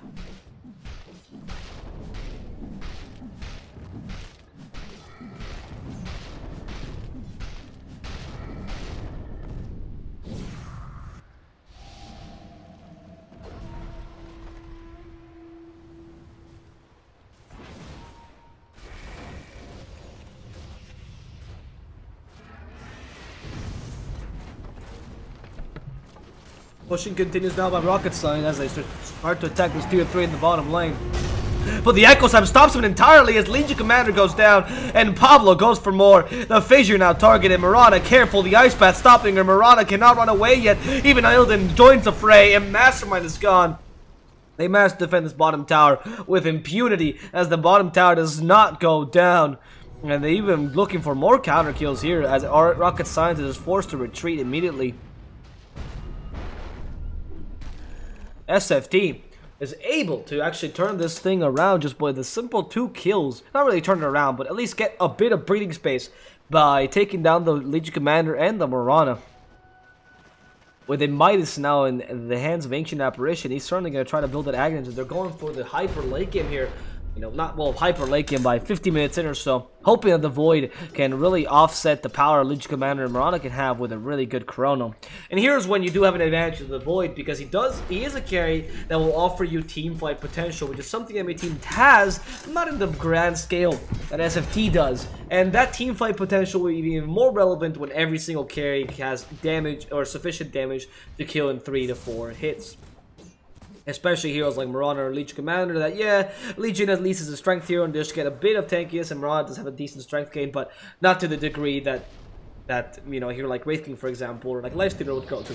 Well, they're quite easy kills. They're not Medusa here. And with this, SFT will be able to take advantage of this and the Chronos and try to start getting kills. The Fusel Blade is going to be the next item for this Void, or so it seems, because the Blade of Alacrities. Yep, Fusel Blade. And with that, the Faceless Void will get an extra in agility. In addition to, of course, the ability to perch down enemies and be a bit more useful outside of the Chrono, which is something that you really look for in a Faceless Void later on. Meanwhile, Thompson is actually going to go for the Lincolns for his team, which I think is a very wise choice here. He tried to help out his team a bit, because it's only for himself there, which he does like to prevent the duels, but it also prevents, of course, duels in the Void if he does decide to go in alone, and the Void already has BKB, so if he Lincolns the Void once he has BKB on, then you have a really hard hero to deal with, as he cannot be brought down by any way possible. Oh, they just discovered the smoke, they know exactly where the enemy team is, and they actually have the superiority in vision because they know where the enemy team is because of that ward. However, there was a gem by the Earth Spirit, which discovered those 2 wards, and SFT, once they saw this, decided to back out. Thompson trying to backdoor this tower. I don't think he's going to be successful, just annoyed it a bit. Instead, tests the team back. What he did force with that was a lot of rotations down to this bottom lane, thinking, hey, maybe we should attack it, right? Void finds Mastermind, decides, hey, I don't think this is the right option, to be perfectly honest, right? Well, then I think you should really walk away. Okay. Oh, Mass Command is committed. He doesn't have the Fusel Blade. Is lacking damage. They just silenced him. The Ice Blast got a bit late. He got a bit lucky with the Time Lock, but the Ice Blast will definitely not hit there. And they might have predicted that he went to the Shrine. That would have been a bit better. If Ilden dies here, he's going to waste a lot of time for just dying here. Having no kills to show for it either. When he sees Mastermind, it's like, wait, okay, Mastermind has a rune, or sorry, has a they double damage. And yep, they know there's a sentry there. They also know Faceless Void's around. He's been Yule Sceptered. That still has a time walk, but Ilden, again, one of those plays that nobody would have advised there, fighting alone and fighting right in the wolf's mouth. That's exactly what the enemy team wants. They can easily punish you when you do something like that.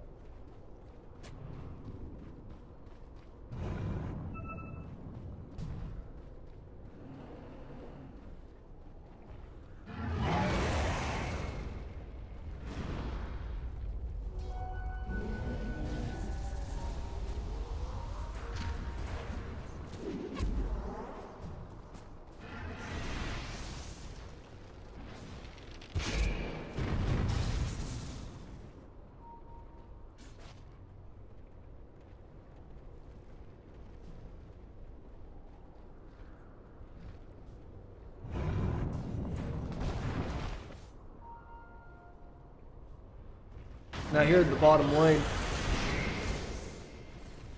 SFT.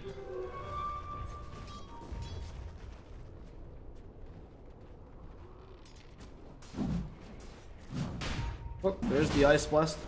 Actually fighting Rocket Scientist, but they're in the middle of Roshan pit, so no big deal there. The Roshan will fall anyway. Rocket Scientist, you can't stop him.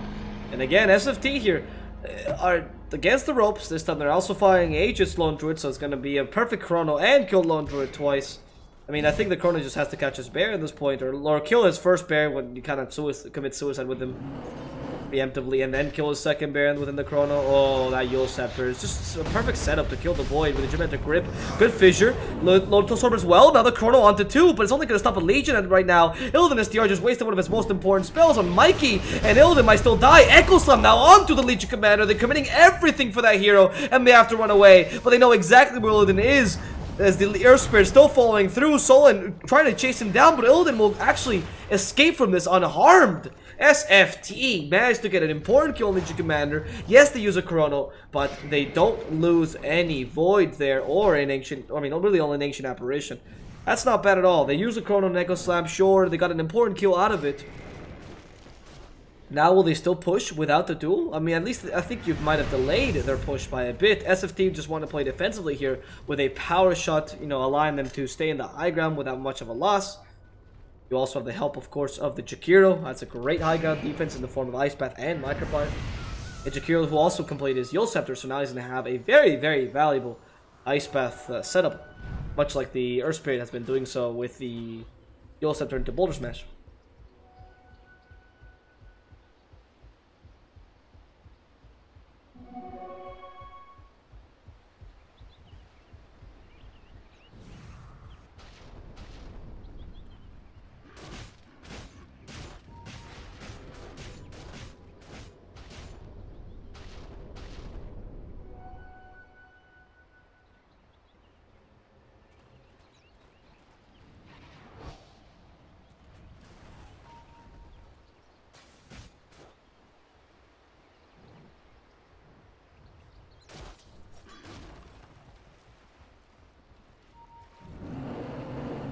Nox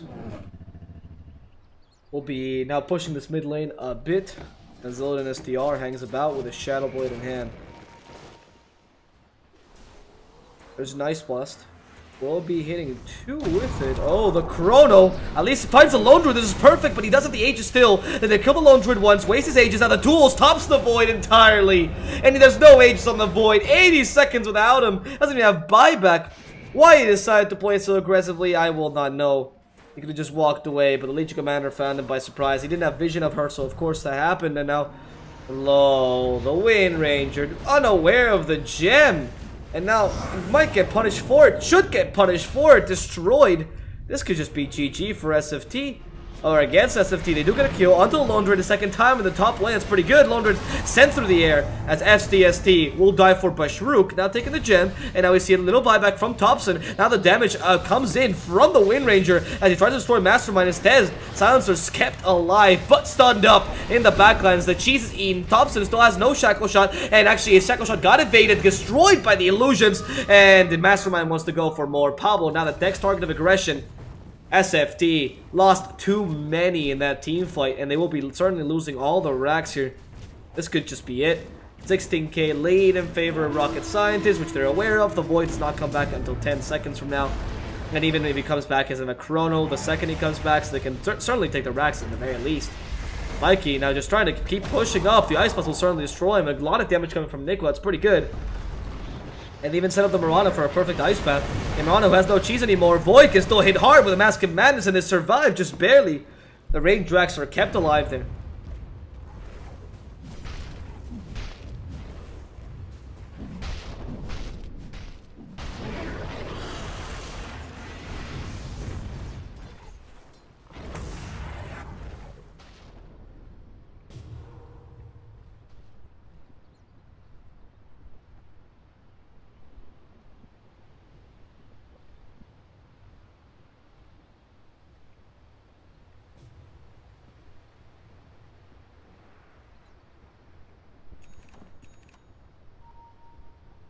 This SFT will still be defending these range racks, but they're now against a mega creep assault by Rocket Scientist. It's going to be very hard to be able to actually deal with this Rocket Scientists have still 2 tier 2s up. You're probably going to have to push down mid if you really want to win, but your pushing power is really, I mean, I guess you rely on the Wind Ranger mainly for that. Your Lincolns is still not finalized. I mean, it's 43 minutes in, and you have to defend the range racks no matter what. If they split push you, you're fighting against vehicles. And even if they don't split push you, you're still forced to go for the throne, so your strategy is quite obvious, and you really have to win a great team fight. Right now, SFT have to pull everything they have out of their hat and try to get the magnificent chrono that we were waiting for the whole time. Get the wombo combo that everyone's waiting for that has not come out a single time, because Illidan's chronos have been a bit off-putting, frankly.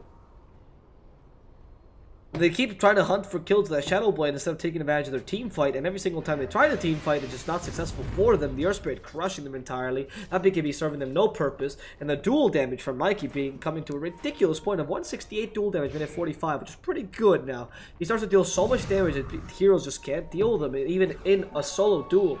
And soon he'll also get the plus 40 dual damage bonus, and Mikey actually trying to take these racks by himself. It'd be possible as the creeps are constantly going in. Why is he shadow blading up now? That would be that's a terrible choice. I think he's misclicked there. The blink again? What's the choice here? He did blink. Oh no, he did not. Now is the blink available? What's the blink in here? Maybe shadow blade into.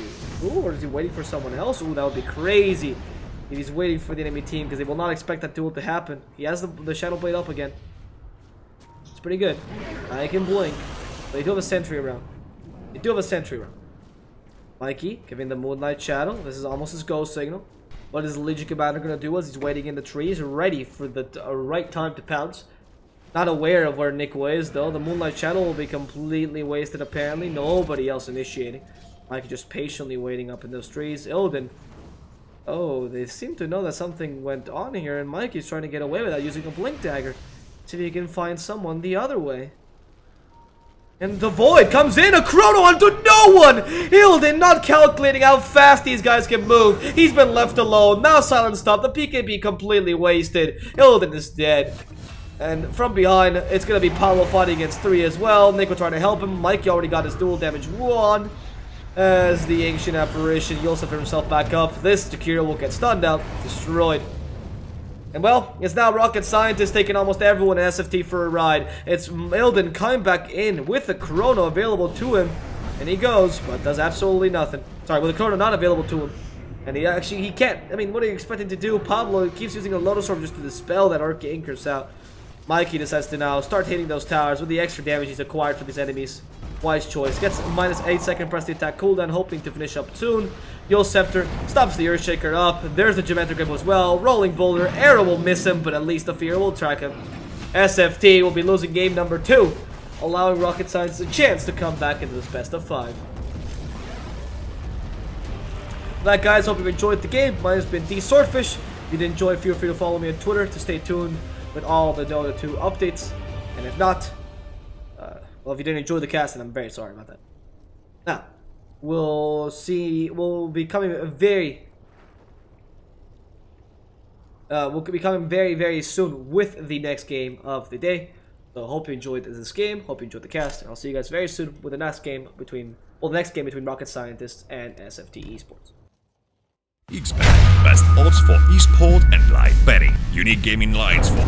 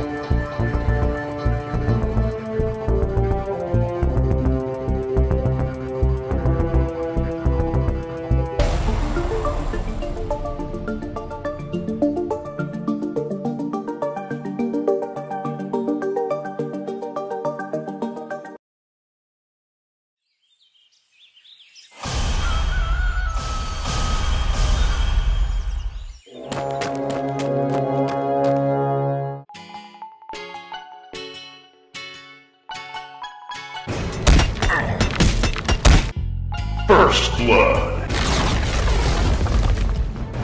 Your middle tower is falling. You think Kunka knew I stole his rum? Hey,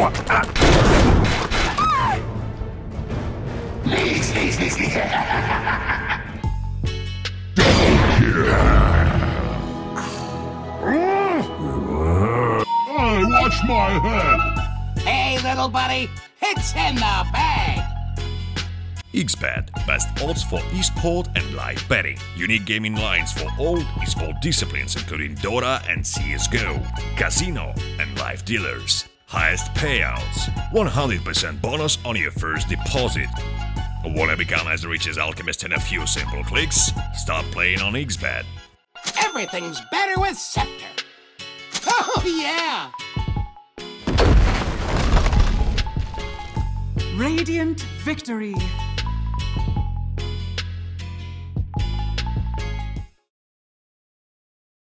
XBet, best odds for esport and live betting. Unique gaming lines for all esport disciplines including Dota and CSGO, casino and live dealers. Highest payouts, 100% bonus on your first deposit.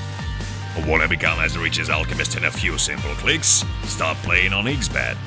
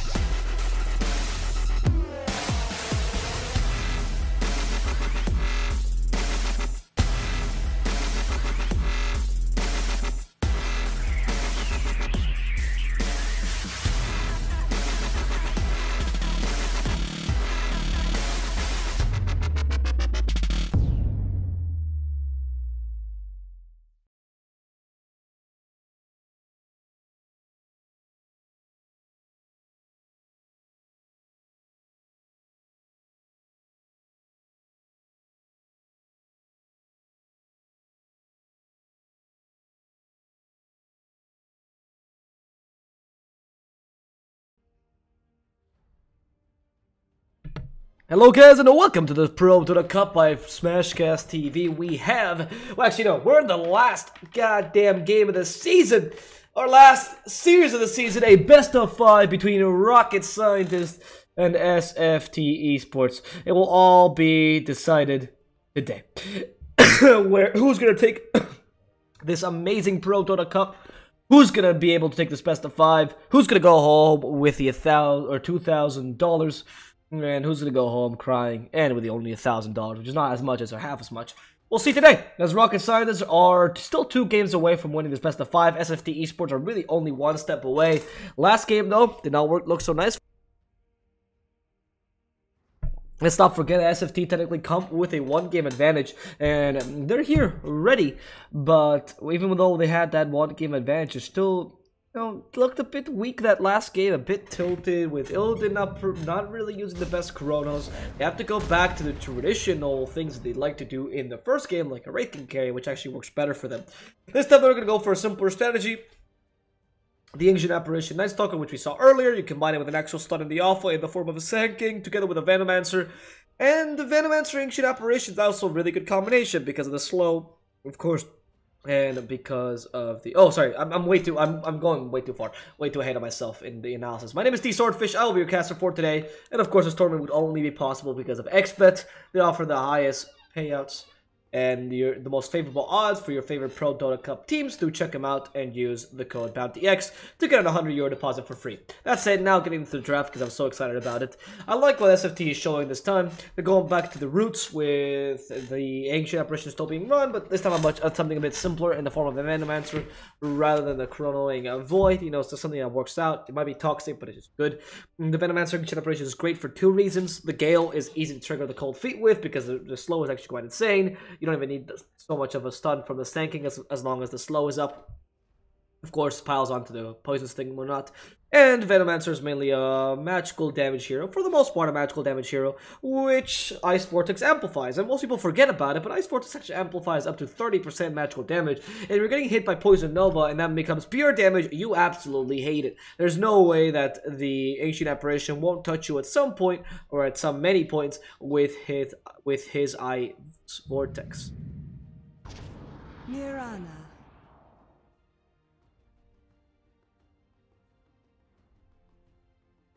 Now, we're going to have the pick of Morana by Rocket Scientist. A run here. SFT Esports, the 5th ban. Rocket Scientist, the 5th ban as well. I wonder what's going to be the choice here for both teams. I mean, SFT is missing a mid laner. Rocket Scientist here is missing a mid laner or carry. It's hard to say depending on what the Morana is going to be run as. Probably carry because they just ran it with Mastermind, so at least you know they want to run that. Again, I like the Legion Commander in the situation. You don't need the Silencer. Sorry, the Legion Commander. The Troll Warlord with the Legion Commander in the situation. You don't really need the Silencer necessarily if you actually combine it well with the Troll Warlord. You offer a stun that you're kind of lacking in general as well with the Troll. You could go with the Sven as well, but the Sven is particularly weak against Venomancer, whereas Troll is a bit better because you can kill him pretty quickly. Troll Warlord seems like a decent hero here. Make sure that you can use the Shallow Grave because it deals a lot of damage. You can always run the Huskar, I suppose, but the Ancient Apparition could easily counter that. Actually, Huskar is not that bad, though, because you do have a Dazzle, the Shallow Grave to help you. You deal an insane amount of damage regardless. The Ice Blast has to be used very, very weirdly against a Huskar. And you still have... You can still deal with a Venomancer with ease, and with a Night Stalker with ease, and the Sand King, so... I don't think it's a bad idea to go for the Huskar now.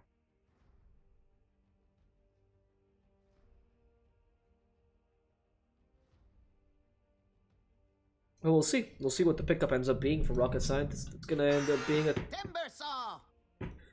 Okay, that's an SFT. Immediately go for the Necrophos. Alright, full cancel with the Venomancer Necrophos. I actually like SFT's lineup like 10 times more. That pickup, the Timbersaw.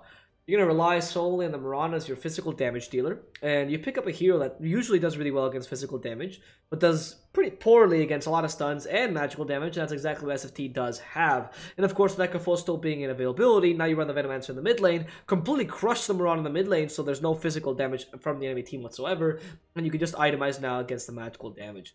And it's really hard for the Legion Commander actually to be this effective this game. Gonna probably try to duel a Necrophos, but he can always Ghost Shroud before the duel comes out, because Ghost Shroud has a lower cast point than duel. And I mean, you also have the fact that the Reaper Scythe can stop a Legion Commander right too. I mean, you could always use a bit of healing as well. You have the ability to stop him with the stuns from the Sand King or the slow from the Night Stalker. Oh, is it gonna be Night Stalker in the off lane this time? Really? That was not expected. Now I don't like SFT's lineup much. I thought it was going to be the Sand King almost always in the offlane as opposed to a Night Stalker. Night Stalker offlane has been kind of phased out. I mean, you could go for the Armlet, I suppose, and you have the option to go for Armlet into a Basher and maybe even some Orchid or something like that. So I guess you have more options than the average Night Stalker. I mean, this is another thing, by the way. You're still fighting against a crippling fear from Night Stalker. So you just picked a Timbersaw against silences, magical damage, a bit of a stun. I'm just not sure. I'm just not sure how you're gonna make that work, honestly. That Timbersaw seems like a really not a good pickup here, unless they're planning on running. No, it's Nox running him, yeah. Unless they wanted to run Legion Commander carry, which is not gonna be the case. At least they have a way to dispel his silence in the form of press the attack, but they still have other ways of stopping it regardless afterwards, so I don't know if press the attack is going to be that useful. And I don't think this Legion Commander can be played in such a supportish role either. 1 second, they say. SFT will be looking to win this last game and just go home quickly.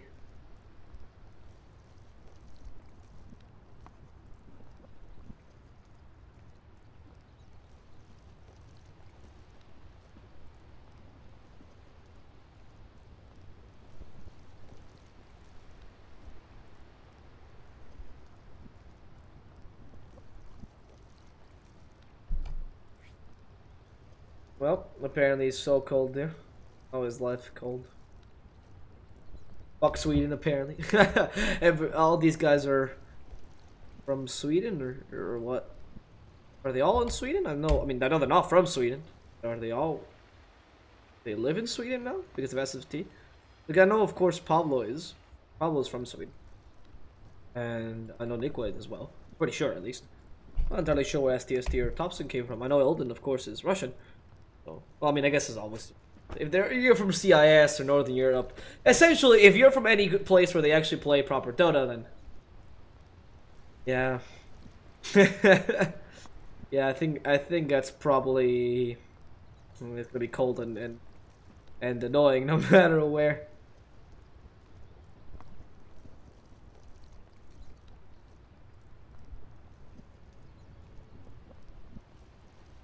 Of course, with all due respect, because I do live in Scotland, so it's the exact same thing. All of Northern Europe, I think once you get up past the Mediterranean, it's just cold and annoying. People forget that Europe is actually really far fucking up in the context of the world. We don't really understand. Like in Europe, we always think like, oh, Mediterranean, that's like the mild weather, that's all hot weather. Nah, it's not hot weather. Go to Africa, that's hot weather. That's real hot weather. Like, not goddamn Southern Europe. That's godlike. It's amazing. You go to Southern Europe and it's just Mediterranean Sea.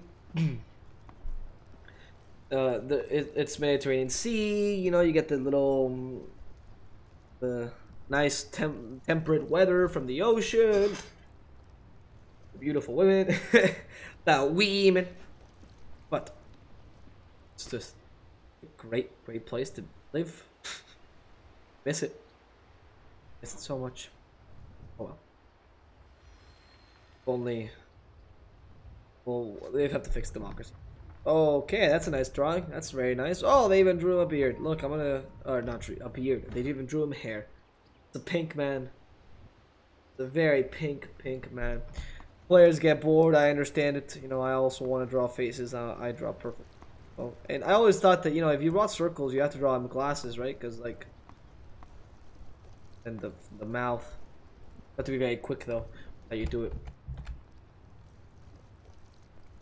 See, slow F. As fuck. It's not like it's particularly... I never understood that, really. Why is that shortened? Is really, do you need 2 letters as opposed to writing... What is it, 6? Yeah, 6 letters, 1 extra, 1 special character. I mean, it's not even efficient. It's not even efficient. From the difference of 5 characters, out of which 1 is a space, which is super easy to type with. So, really just a 4 character difference. But I guess it looks cool to say AF. But it takes me a second every time I see F, because I just read. It's called F. F. What are we waiting for? F. I forgot? F? Actually, yeah.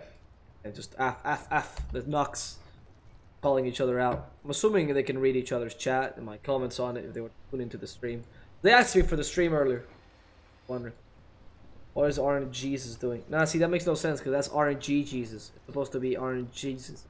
Right? RNG Jesus, right? That's the whole point because the G kind of turns into the plus. It's like people that say like bottom of the moon, priestess of the moon, or what was there? I've heard NP Prophet, for example, or DP Prophet. It's quite funny. There's another one though, something of the jungle. I think bottom of the moon is still. I guess I still sometimes I go like, yeah, bottom of the moon. Like I go like, yeah, priestess of the moon, because well. That's still in my mind how I call Marana Potom. Marana is Potom. You called her Marana back in the old Dota 1, but it was equal to Potom, to be honest. Tim's Face's Void was called FV sometimes. Void. I don't recall what his actual. But some of them, I'm surprised at the way they changed it. I mean, honestly, like Nature's Prophet, for example, was always called Furion. For example, Death Prophet was always called, or at least from my recalling, Krubellus or Krub. I remember that very clearly. Lifestealer was also Nakes. I don't recall anyone saying, or LS. Some people call him LS, but it was mostly Nakes. In my mind, it's still Nakes. I don't even know how to pronounce it. You still had like some other ones that were a bit weirder, like for example, what was it? The Elder Titan was TC Torrent Chief, I'm pretty sure. But like the what's his name? Tormented Soul, which is Leshrac, was TS because sometimes if you have like a large name, you can just shorten it to TS. It was pretty good. Sand King was often called Crixalis as well, because that way it would separate Sand King from the Skeleton King when you made SK, but now it's Wraith King, so it doesn't really matter. Oh, Solon. Oh, you're in trouble. Look at the parade of heroes following after him. Solon's like, guys, please. Oh, they actually missed the burst strike. It's time for him to turn around. Whoops, he says. Oof. He knew that. So, the whole point and why Solon was not turning around is this was his path, right? So the idea was, if he doesn't burst strike me, I'm just going to go straight up or like this. And because there's not much turn, there's not much turn rate, it's going to affect me too much. It's going to be a smooth curve most of the time. However, if I decide to go back to my tower, that's a pretty sharp turn. Even if you go like that, even though the turn is not as sharp, you actually cover a lot of extra distance. So what the Dazzle was trying to do there, what Solon was trying to do there, is just to evade that burst strike, and it was the right choice to make because that burst strike was actually wasted. And once he saw it was wasted, he could actually turn to the right and go back home. Because otherwise, the burst strike can also cover this distance, for example, from low to high ground, which you can't cover because you have to go around, so it was actually really dangerous. If anything, you might have to be forced to go to the lane and go around. I find those little intricate movements very valuable because it actually determines who wins the early game, but just these very, very, very small things. Ooh, nice kill by my Shrook, actually. Raiding Courier dead. Is he going to feed First Blood? No, he's even lucky enough that last attack gets missed once it goes up. So it's going to be, well then, alright, it's going to be Mikey versus Nico. I don't know if they were predicting this, but they're happy with this, honestly. It's interesting they run a aggressive Trialing, because this aggressive Trialing leaves a Night Stalker alone against Legion Commander, and he is not winning against Legion. In fact, Legion's gonna have a really nice lane, and we already saw how much impact Legion can have if well played. Pablo, though, getting a kill in the bottom lane does add to the whole argument about why having aggressive Trialing. I keep going off and missing the First Blood. It's unfortunate. Anyway, SFT. With this combination of Ancient Apparition and Sand King, it's a bit hard to deal with, especially with Illidan giving them the constant healing. They're allowed to dive a bit more often, and the Sadist also helps Illidan a lot to get himself up and ready. Maybe we're going for an early Mangle. Illidan has almost any last hits. He tends to be really good in the whole last hitting game. Illidan is actually one of the unsung heroes of the whole last hitting game. And when you play Necrophos, it's pretty important because he's not the easiest to last hit with, but if you do get a lot of them with him, and the Sadist is really powerful. Bashruk messed up, used the Rolling Boulder a bit too early, and now they want to punish him. Burst Strike hits him right in the face, and the Death Pulse will also encounter Bashruk. Can they get a last hit? They will try. Pablo will ensure to get that kill. Now giving Chilling Touch by the AA, who's going to start fighting Solon. Look at the amount of damage he's doing. Solon about to go down. That Whirling Death misses him. Necrophos ends up getting the kill against the Dazzle. There's going to be another kill yet for SFT, with a Rolling Boulder trying to find Pablo, I'm pretty sure, but not finding him in time. Meanwhile, in this mid lane, Venomancer, or in this case, Thompson, actually losing the lane considerably against the Mirana, which is to be expected. Venomancer does have a pretty weak attack damage in the early game. You're going to need a couple levels of those Plague Wards. The build he went for, which seems to be the 2-2-2 build, not particularly the build for lane domination I was expecting, considering you're going to be left alone mid, and you're going to be running an aggressive tri-lane to allow the Venomancer to stay alone. So that is kind of odd, frankly. Meanwhile, in the top lane, you also have a Night Stalker versus Legion Commander. Legion Commander 15 assets, Last Stalker 11. Expected. At least he has not died yet. And of course, once it gets to nighttime, Legion will not be able to win the lane as easily. Of course, Nickel will get a good amount of levels by being just alone in this lane. And by the time it's nighttime, he should be level 4, almost level 5 even. So it's going to be an easy gank into the mid lane. This time, I think the off lane, quote unquote, Night Stalker, because he's just really safe lane. But solo laning Night Stalker is definitely going to work out.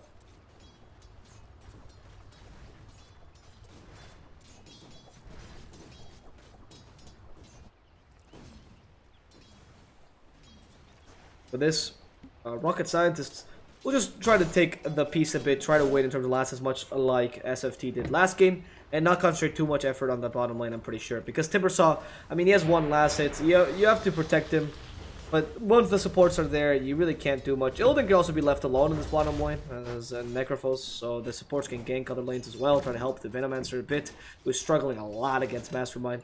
They've actually concentrated some efforts into that mid lane, try to get Mastermind up, so the Mirana will not get cancelled. They will have their physical damage. In fact, Mirana might even be able to go for some, you know, one of those snowball items like Aghanims or even Maelstrom to amplify your farming potential. Probably quite useful. Illidan, wow. Look at how far he's going. He wants to punish the Dazzle. He's only level 1. That Death Pulse deals so much damage to Nox. Meanwhile, in the mid lane, they get a kill onto the Venomancer as in the top lane. Right on cue. As the nighttime comes, Burst Strike, finally catching Legion Commander once her silence is off. Uses the overwhelming odds, but gets nothing out of it as the Void. Here's the kill. Level 4, Night Stalker, as I said, 4.5. Now a bit closer. Bashruk, gonna be Not frozen solid. He just rolling boulder himself away. Was pretty calm about the whole ordeal. They do lose the Venomancer though in the mid lane, so they have to start helping this mid lane a bit. And oh no, it's not Night Stalker. It's Sand King who's actually joining in. They don't have vision of him, or should they sure have vision of him? Yeah, they have no clue. They have no clue. Mirana trying to chase away from the trees. That courier will see the Sand King. Yep, sees him. That's their vision, by the way. So they know exactly the Sand King was around here. Failed the burst strike, could not get it in time, so they can't get the kill there. But Nicola in the top lane is now able to harass Mikey considerably. With that Void chasing him down, Mikey cannot withstand so much pain. Nicola gets a solo kill against Mikey.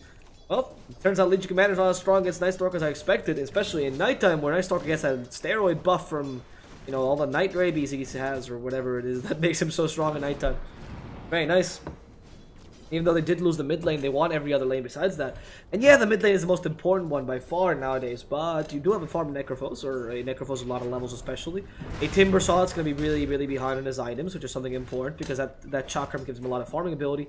And of course, a top lane with a Night Stalker is going to become a relevant hero this game, with the ability to go for Armlet, as the Ancient Apparition is on his team, not the enemy team. And that allows him a lot more versatility, really, as a Night Stalker. Because he can go into much more of an aggressive, almost carry-like Night Stalker, not depending so much on Ags, but actually go for Assault Cuirass later on in the game as well. Mr. Rook finds Pablo, but will not be too successful here, as the Burrow Strike will stop him long enough for the Night Stalker to come in and destroy him. He wasn't even required to use the Crippling Fear. Nikwa just kind of rotated in. Has Void level 3 now with 109 level 2. He's way too fast. Won't have Darkness in time. Well, he won't have Darkness now, but might have Darkness by minute 8, which is when the nighttime comes out, because he's actually taking a lot of advantage of this nighttime, getting 2 kills, pretty much solo, and 1 extra kill where he just helped out him. Now the top lane, again, they go for Legion Commander, but helped out by the Psychic, sorry. Look up, Mikey actually saving himself with a bit of healing. There's the rolling boulder. Pablo, careful. Boulder smash finds him. Duel still available. Pablo will go down. Nico cannot save his teammate in time. Lack of mana there was brutal against him. He does not need those infused raindrops to get some of the mana regen up. That's really unfortunate. And then, of course, level 15, you can go for the 2300 mana, and then you're pretty much set. But yeah, the Night Stalker depends a lot on the Void damage early on. And that Void did increase a bit in terms of mana usage. There's no way of really regenning it. Basharuk. Next target, he still has a rolling boulder, that's why he doesn't want to use a Void, waiting for that. Oh, Nikwa has to fly away. That's not what Basharuk, or sorry, that's not what he was hoping for. At least Basharuk wasted all his mana in a simple boulder smash, so Nikwa will be able to get that kill. Another kill he participates in. It's only the first night. Night Stalker creating a lot of space for them. The only issue is, again, he cannot destroy Mastermind in the mid lane. Venomancer is actually forced to go into the jungle.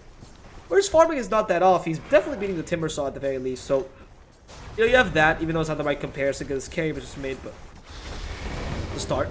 You want an SDR in the bottom lane? Ah, genius. The duel will trigger the Cold Feet, and the Ghost Shot ensures he stays alive. He still has a Reaper Scythe. It's not going to use it. Oh, no. Will use it against Mikey just to heal back up entirely. Ensure that nothing can stand in his way. He'll just go under the tower. He doesn't really care. He has enough damage. And look, Nox. They try to find him in time. Instead, we'll just find Dazzle. But Nico can at least participate in a simple support kill. Sullen, being left alone and now destroyed, helps to heal Illidan back to full mana as well. Nico, though, does see Mastermind around. The arrow will miss him. The Boulder Smash still available. Darkness used to take away their vision. And Nico has to fly away. Can't right now. Oh, 6 seconds. Can't right now yet. Urn trying to be used. Try to eat it. No, it was not a tango, it was just a Quelling Blade there. Yeah, that was not the best positioning. He did not go where he wanted to go. I think he could have just kept on running, but I don't think there was any winning there. It was dead no matter what. Nikwa rotated down bottom for not much, but giving Mirana a kill. Helping a bit in the kill against Dazzle, but that was pretty much it. So in the end, a bit of benefit there, I would say, for Rocket Science, especially forcing a rotation from one of your strongest heroes right now. One of the SFT's strongest heroes, which is the Night Stalker. Luckily, the Venomancer has taken all this time to actually recover and is now going to get above the Legion Commander in terms of farm, which is important. I mean, he's actually farming the Ancients. Maxed those Plague Lords as well, so he has a bit of a faster farming speed. On the bottom lane, there's a duel onto the Necrophos, who's for now still surviving. Ghost Shard already wasted the beginning of that duel. Mikey will not get triggered with the Cold Feet, or yet he will, but he does get the kill beforehand. Illidan, the most farmed hero here, is now starting to get ganked by Mastermind, who's certainly going to go for a Diffusal Blade this game. You can already see it, yeah. Dragonlance Diffusal Blade is going to be the build for him. And now the nighttime is gone, you have to start being a bit more careful with your engagements, with your SFT, because you don't have the power of Nikwa as a Night Stalker anymore. Night Stalker is actually going to go for Solar Crest to amplify his damage. I like the idea regardless. I actually think that's amplify his and also Venomancer's damage to some degree. I mean, it's not as useful as you usually would, but Night Stalker does deal a considerable amount of physical damage. I think you could do better than that, though, to be honest. I think an armlet would be a bit better. But at the same time, do you really want to armlet against a Timber Saw? My answer is most likely not, so I understand the point of view there. But a Defiance will save Elden from a bit of damage, but not with a 44-second cooldown that's currently on. As Elden, okay, seized by Shrook, who's in the trees, cold feeded up.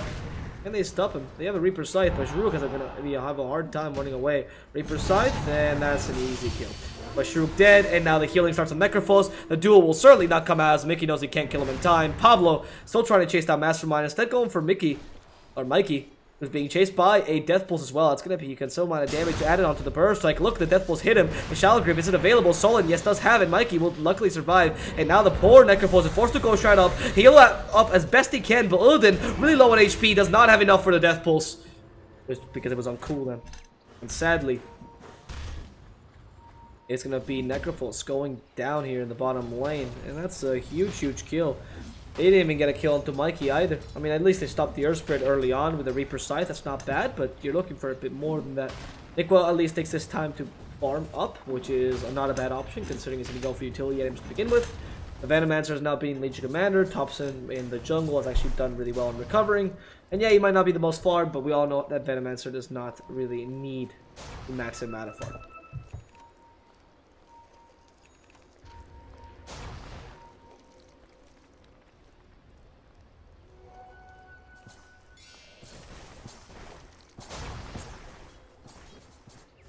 Now in the bottom lane, Pablo, together with STR.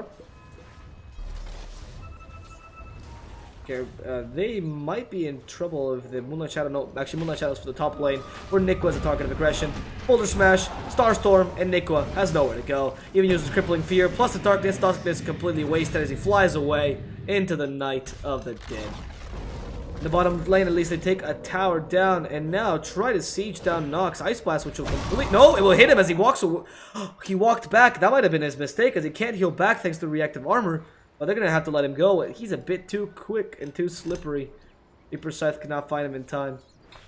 End up being SFT, losing a bit more. I mean, they take a tower, but losing Night Stalker in the top lane, not getting a kill as a result. That's pretty bad.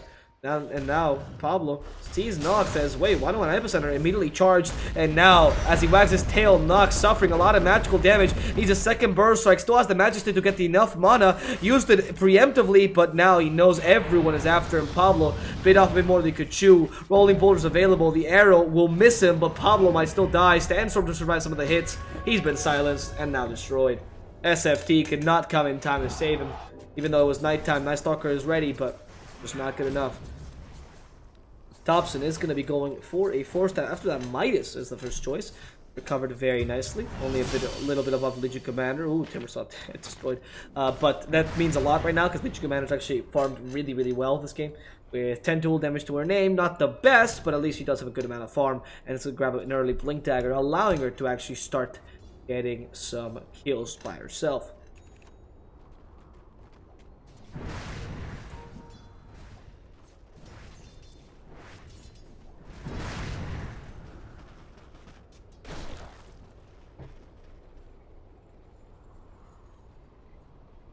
With this Pablo.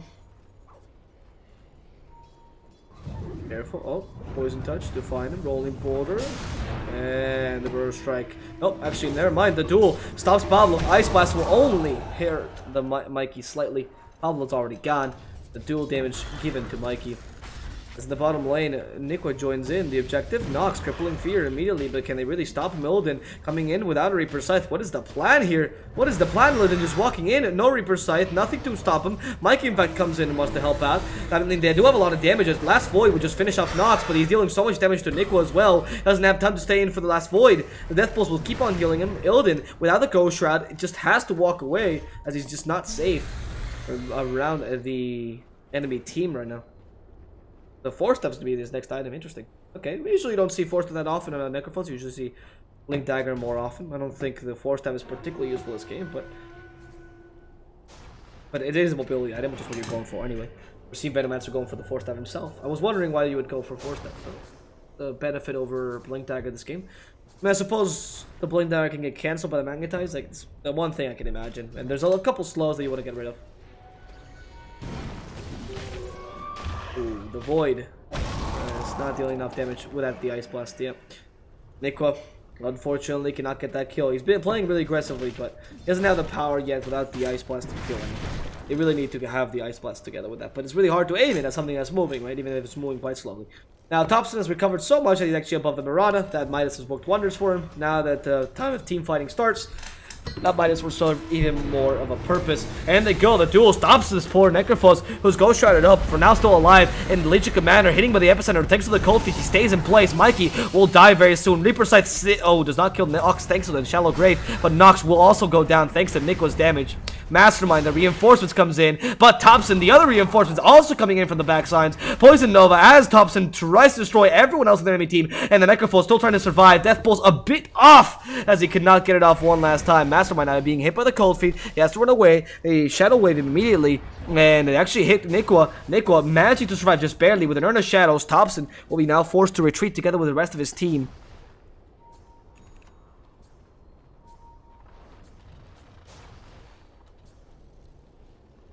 And oh, from behind, it's the round number 2 as our Rocket Scientist will be facing a Legion Commander that's fresh with her duel, taunting up his Night Stalker and destroying it with a simple chakra.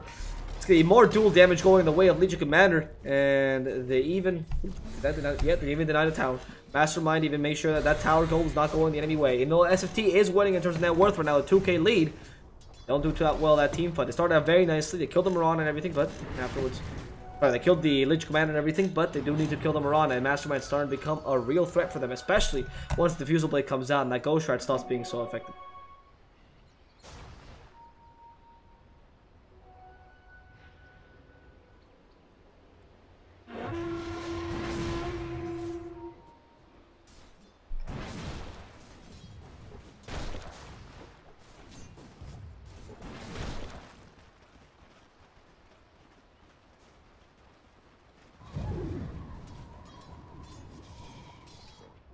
Now, in the top lane, Mikey is waiting for Pablo to just come off that sandstorm, immediately punish him. Yep. As soon as Pablo shows himself again, oh, okay, hey, Pablo might be able to survive. As a Blink Dagger just bought. Pablo, woo! Playing the best game. The game of tricks. The game of lies. The game of deception. And with this, in the bottom lane, Nico will try to keep on farming that solo crest that's been escaping him for so long. Might help him out a bit against the physical damage of the enemy team. I think that's really the whole purpose of it. Meanwhile, Timbersaw, who did not manage to complete his Bloodstone, has been completely cancelled this game, going for a Hooded Defiance instead, trying to go for the cheap build as possible. He's still 3,000 gold away from that Bloodstone. He has no chance of getting it anytime soon. So that's the Timbersaw really not having the impact he was hoping for this game. Whilst the Venomancer is really just scaling or soaring above everyone else in terms of net worth. Soon to get the Dragonlance and the Hurricane Pike. And of course, the Venomancer still has an insane amount of damage he can deal with a plus 75 damage. And of course, a Hurricane Pike, 4 hits makes him almost lethal. In addition to the good amount of damage that Poison Nova and a Venomous Scale add to it.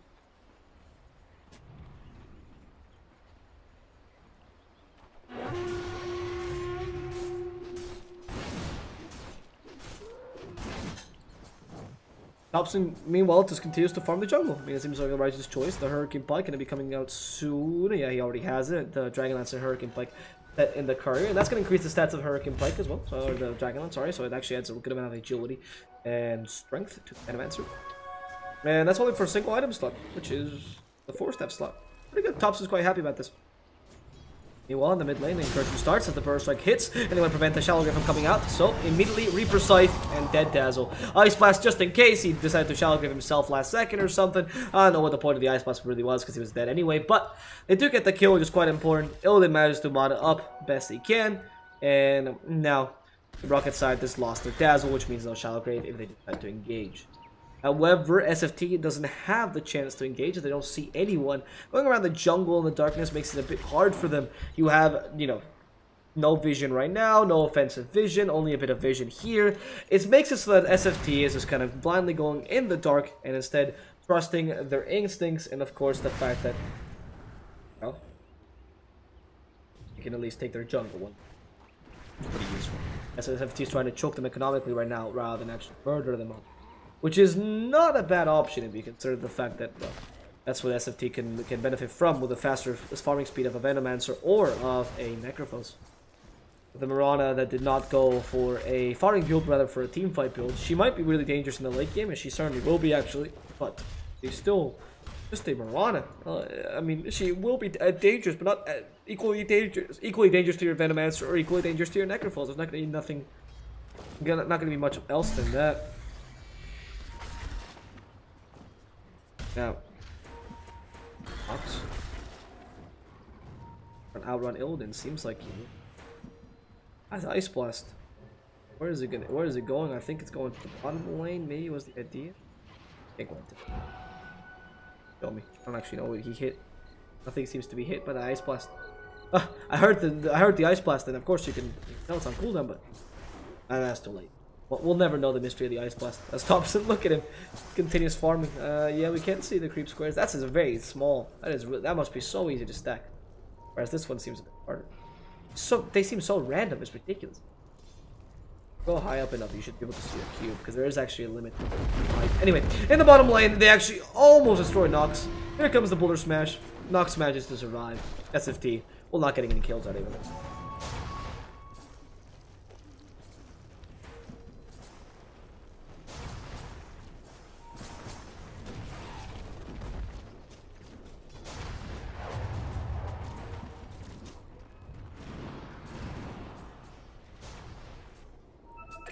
Bottom lane, a duel sets Pablo apart for the rest as he is now dead, and they give this Legion Commander a bit more damage, which is going to benefit him considerably. With this, Mikey is going to be up at 44 damage, 21 minutes in. It's not the most damage on a snowball level, but it's up there. Nikwa going full utility with the Agnes as his next item. Not going to be irrelevant here besides that. Maybe Lotus Orb is something we'll be seeing afterwards, or Hex perhaps would actually not be a bad choice if they decide to go for late game. Going for Mastermind, then Silent, 6% as well. Every damage onto Mastermind, they can't heal him back up. The Ice Blast might just shatter him. He's so close, but not quite. No cigar for SFT as they failed to kill this poor Mirana. Meanwhile, Busharuk tried to TP, but it got cancelled by a Burrow Strike. SFT still unable to kill the Mirana. And Mastermind makes it just barely alive with an Ice Blast hitting him in the face. Not enough damage.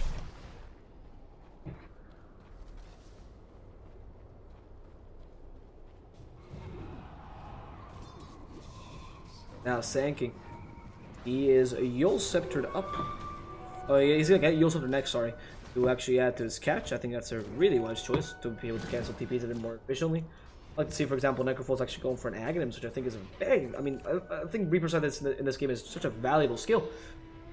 Fantastic. It stops Timbersaw, it stops the Mirana, Legion Commander most of the time.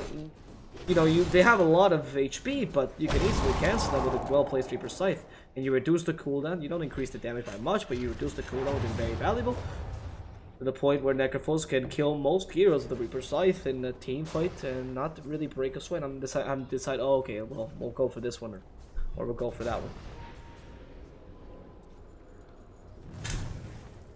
And with this, Venomancer is actually also going for a BKB, so it's going to be an old Venomancer build. I haven't seen the BKB Hurricane Pike Venomancer in a while, but it's still, I mean, it's still common.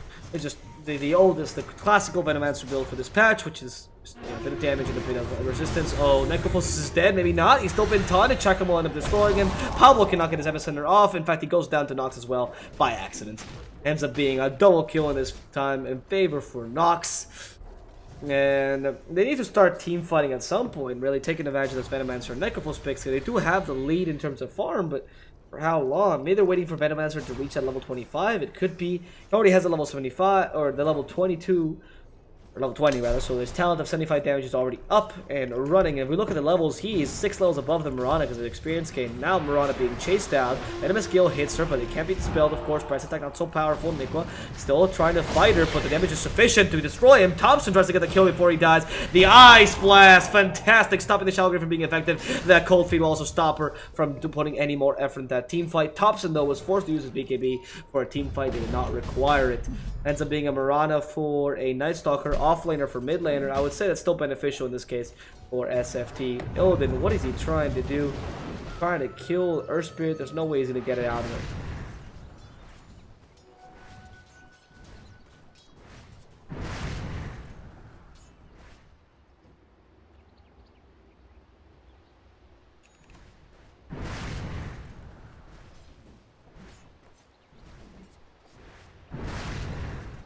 And with this, SFT still within the lead, but just a very, very sliver lead.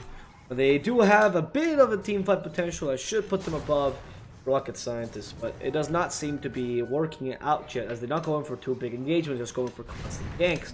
And while that's fine for the most part, it seems like they'll fight the late game against a Mirana Legion Commander. It might not be the wisest of choices. Though they are trusting in the fact that the Timbersaw has been cancelled, Nox now recovered with a Bloodstone. He can still be relevant this game, and even though he's not the most powerful hero in the late game, you are giving him chances to recover, which is something that you don't really want to accomplish. This passiveness that we've been seeing, especially from the Venomancer, just farm, might be counterproductive for them. But at the same time, it seems to be working for now. Meanwhile, on the top lane, but Sanking being chased down, they close the trees, they stun him out, and Pablo burst strikes himself, not to safety, but only to his own coffin. That's going to be another kill for Rocket Scientists.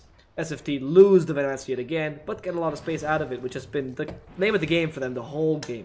So farm, gain space, farm. Elden, because of this, is going for a Radiance, and I think that's the wisest choice. Because you have this insane amount of farm that you're grabbing.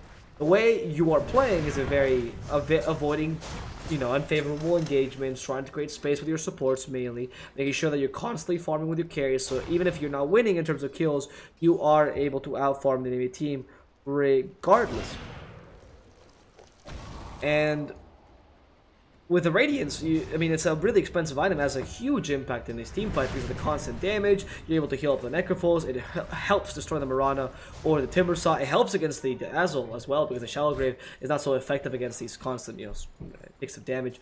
And of course, it does add the mischance, which is so good against the Mirana or against the Legion Commander if she tries to get her duel off. Pablo does end up going down in the bottom lane. Simple tool by Mickey. Like it worked out for them.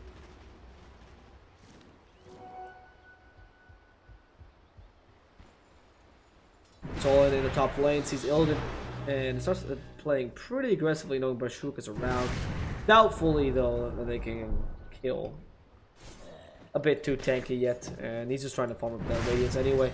Look, going for the cheapest, easiest creeps to kill. Getting the money wherever he can find it. While Venomancer continues to take the Ancients. That division of labor is also pretty important, by the way, in the creep side. You're dividing the Ancients and the normal creeps pretty well. You're able to take down, well, a lot of normal creeps easily with the Necrophos, because he's going to have Radiance anyway, while the Venomancer deals with the Ancients and just takes usually one side of the map by putting up Plague Boards in the perfect positioning.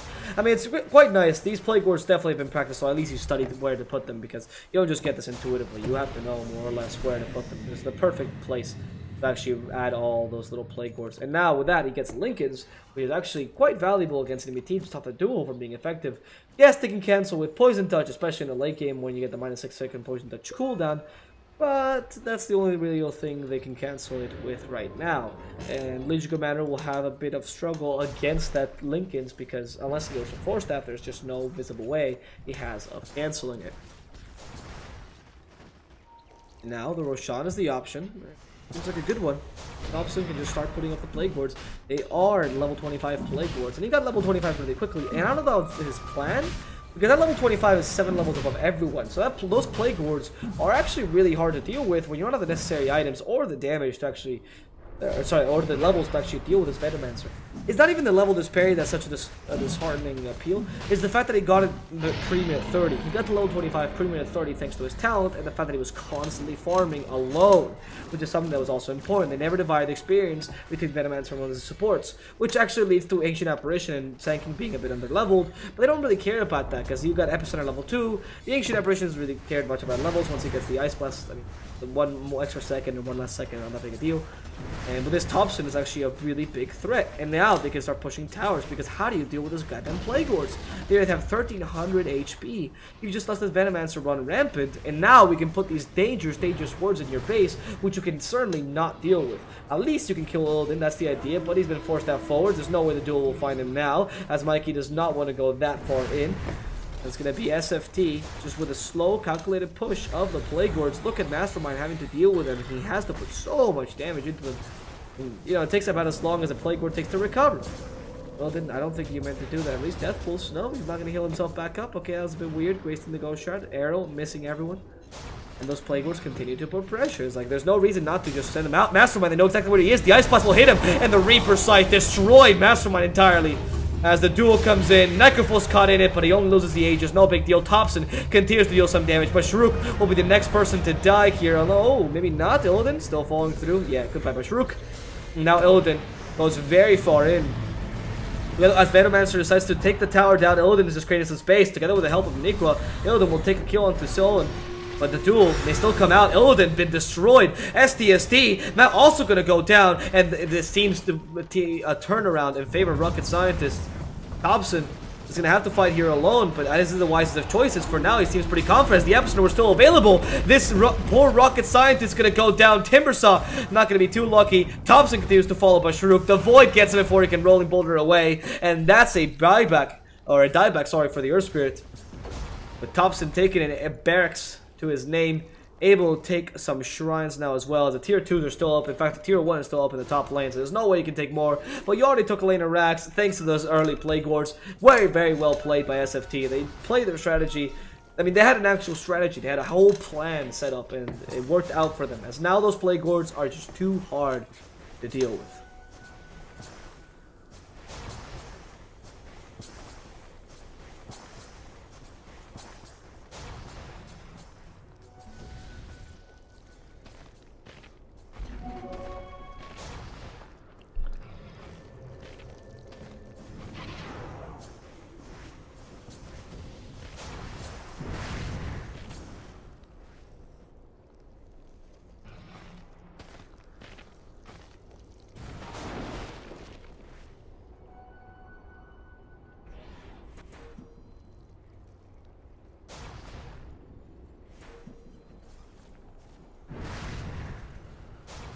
With this bit of a rotation coming from Rocket Scientist with the hope of catching out someone for SFT, it seems like it's going to be a bit hard. The option to go for Thompson, everyone's invisible, and there's a burst strike. Look at Legion Commander, she goes back with a BKB and gets the duel off. That's going to be a perfect duel, stopping the Necrophos. That's the main source of damage, and now you only have Thompson left, but they don't have that useful Reaper Scythe. They leave Pablo behind. They try to get a kill onto Bashuka. That of course fails. Pablo will be lost here. And SFT running away with a simple Venomancer.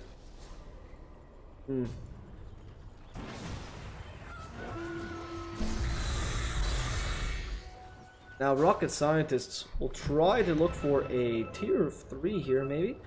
It's hard to put the pressure in though with the Venomancer still being alive, because those Plague Lords will ensure that nothing gets by, and they deal way too much damage to the creeps, in addition to being quite hard to kill. Luckily they have 0 armor, so Mastermind can, you know, progressively get better against them.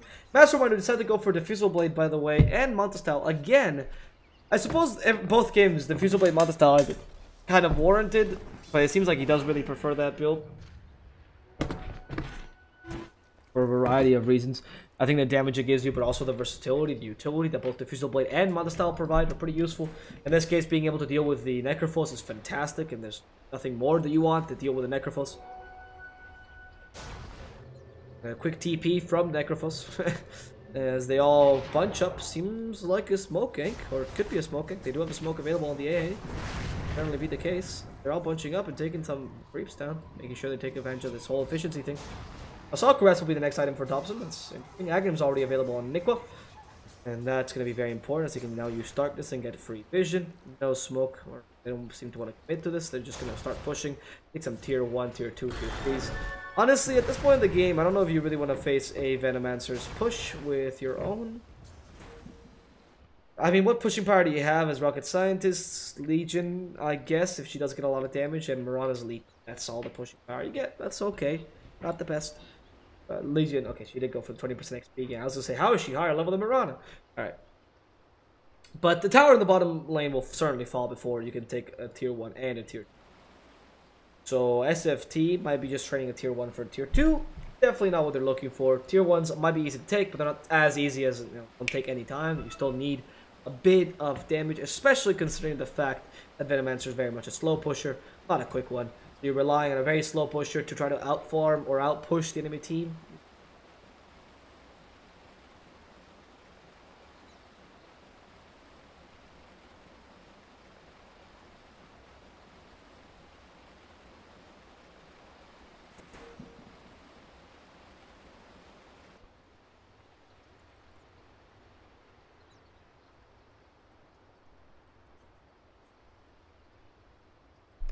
Arrows flying forward from Mastermind with a double damage rune. This tower will not only fall, it'll fall super quickly, even as they leap extra attack speed. 20%. Wait, what? Wrong. Oh yeah, okay.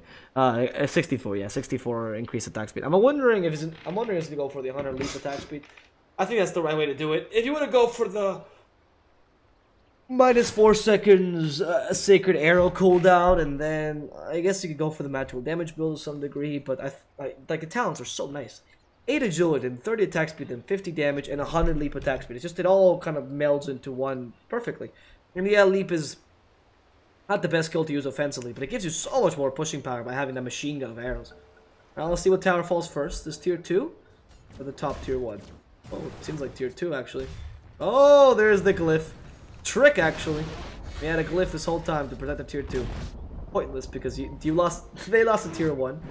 You lost a tier 2. They didn't use glyph. You guys did. And they didn't have glyph. And now they're going to take another tower. Now, the glyph just not used yet. And wow, Thompson actually hits harder than I imagined.